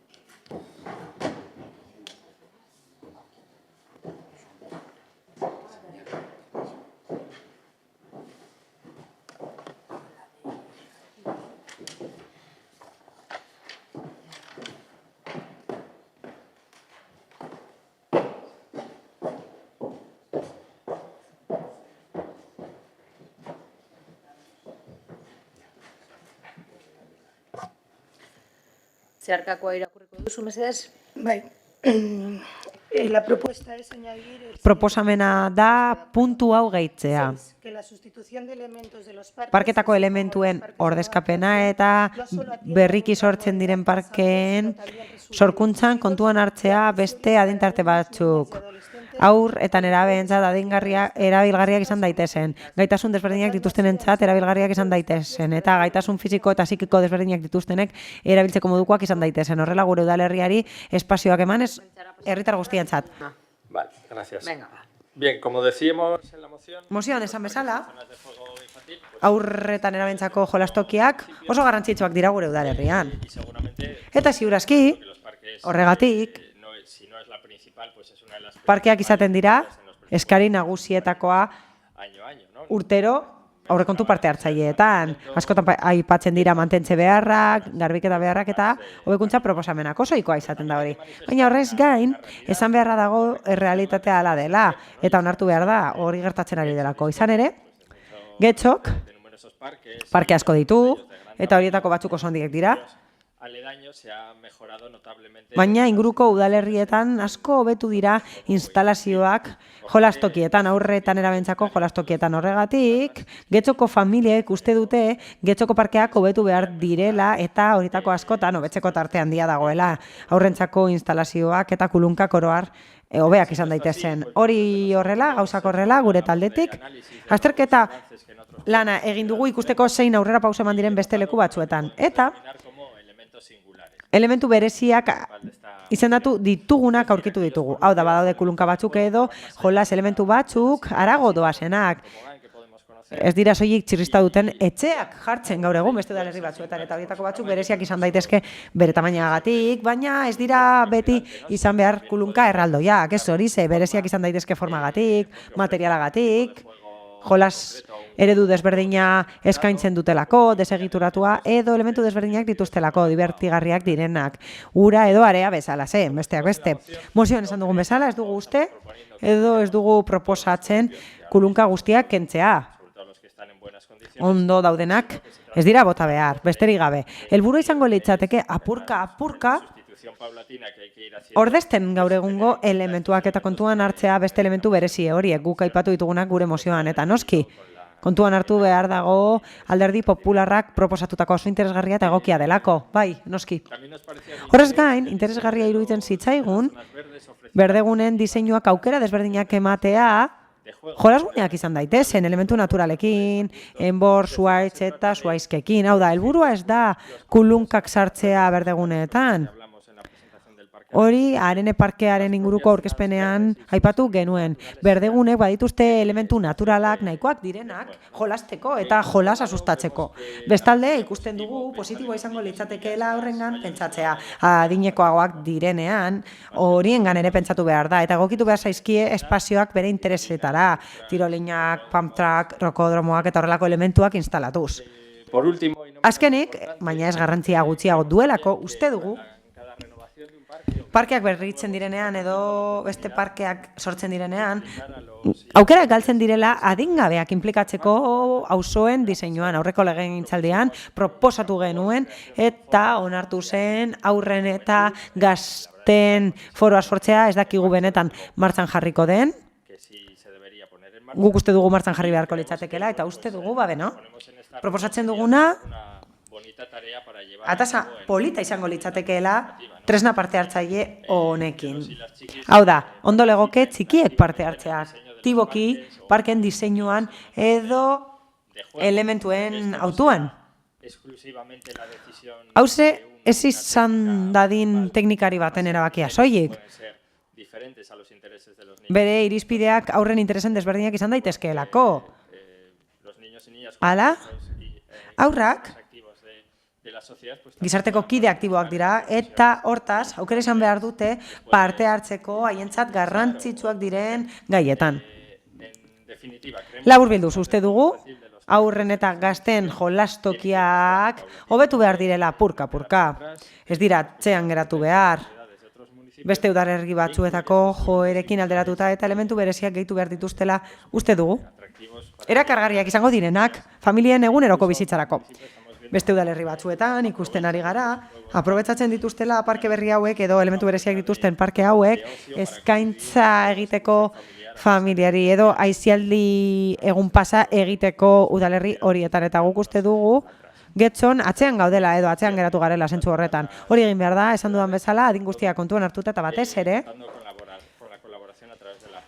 parte hartzearen bidez lankidetzan egitea beharrezkoa dela uste dugu eta espero dugu hortaz mozioa onartzea alderdi popularraren zeharkakoarekin batera eta espero dugu Getxok aurrera egitea eta batez ere bere parkek aurrera egitea jolas hiria izateko eta aurrentzako hiri inklusiboak izan daitezen Getxo bezalako udalerriak.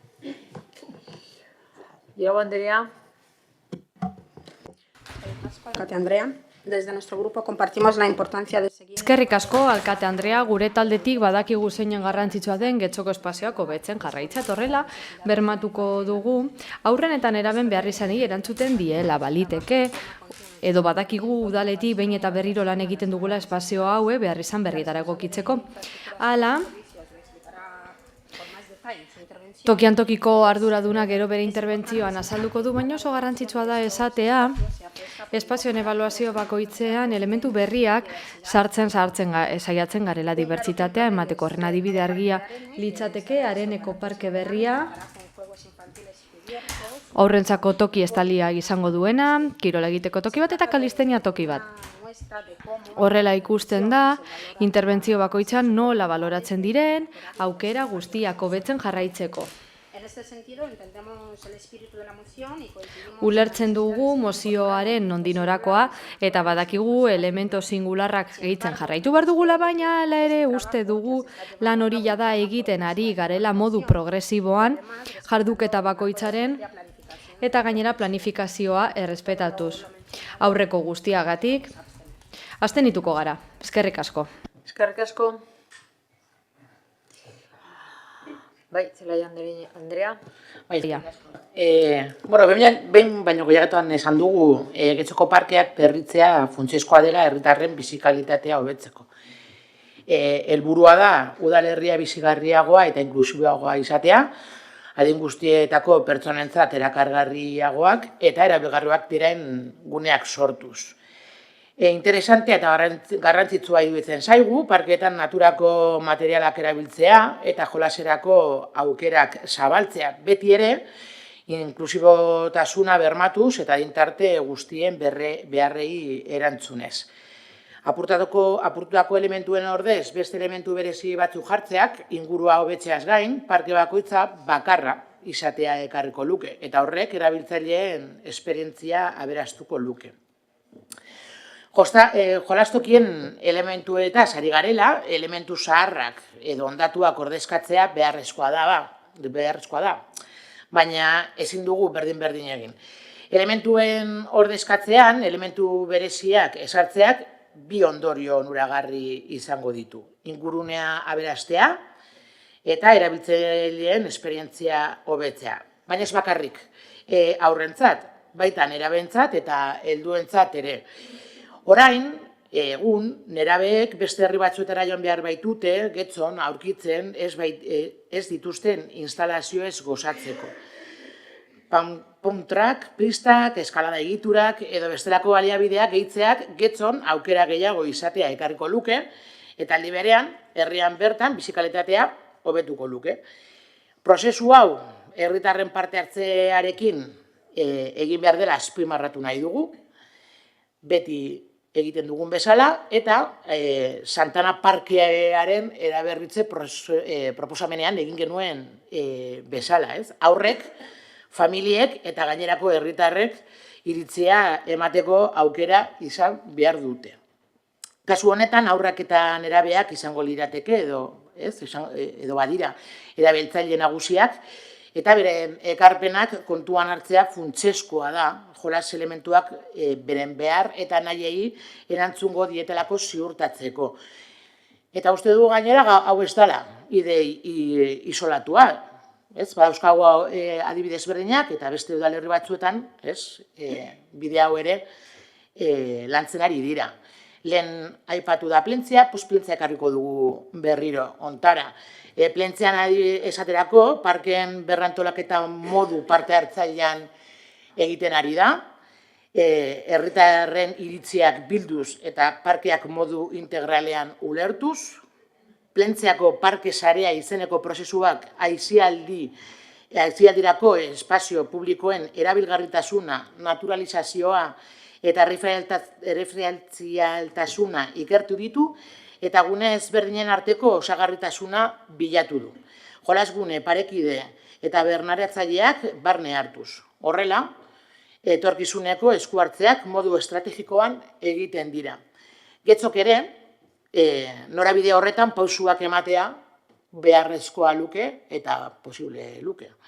Laburbilduz, helburua ezin da bakarrik izan ondatutako elementuak ordezkatzea, baizik eta Getxoko parkeen eraldaketa positiboa, egungo beharretara egokituz eta guztiontzat erakargarriagoak diren jolasguneak sortuz.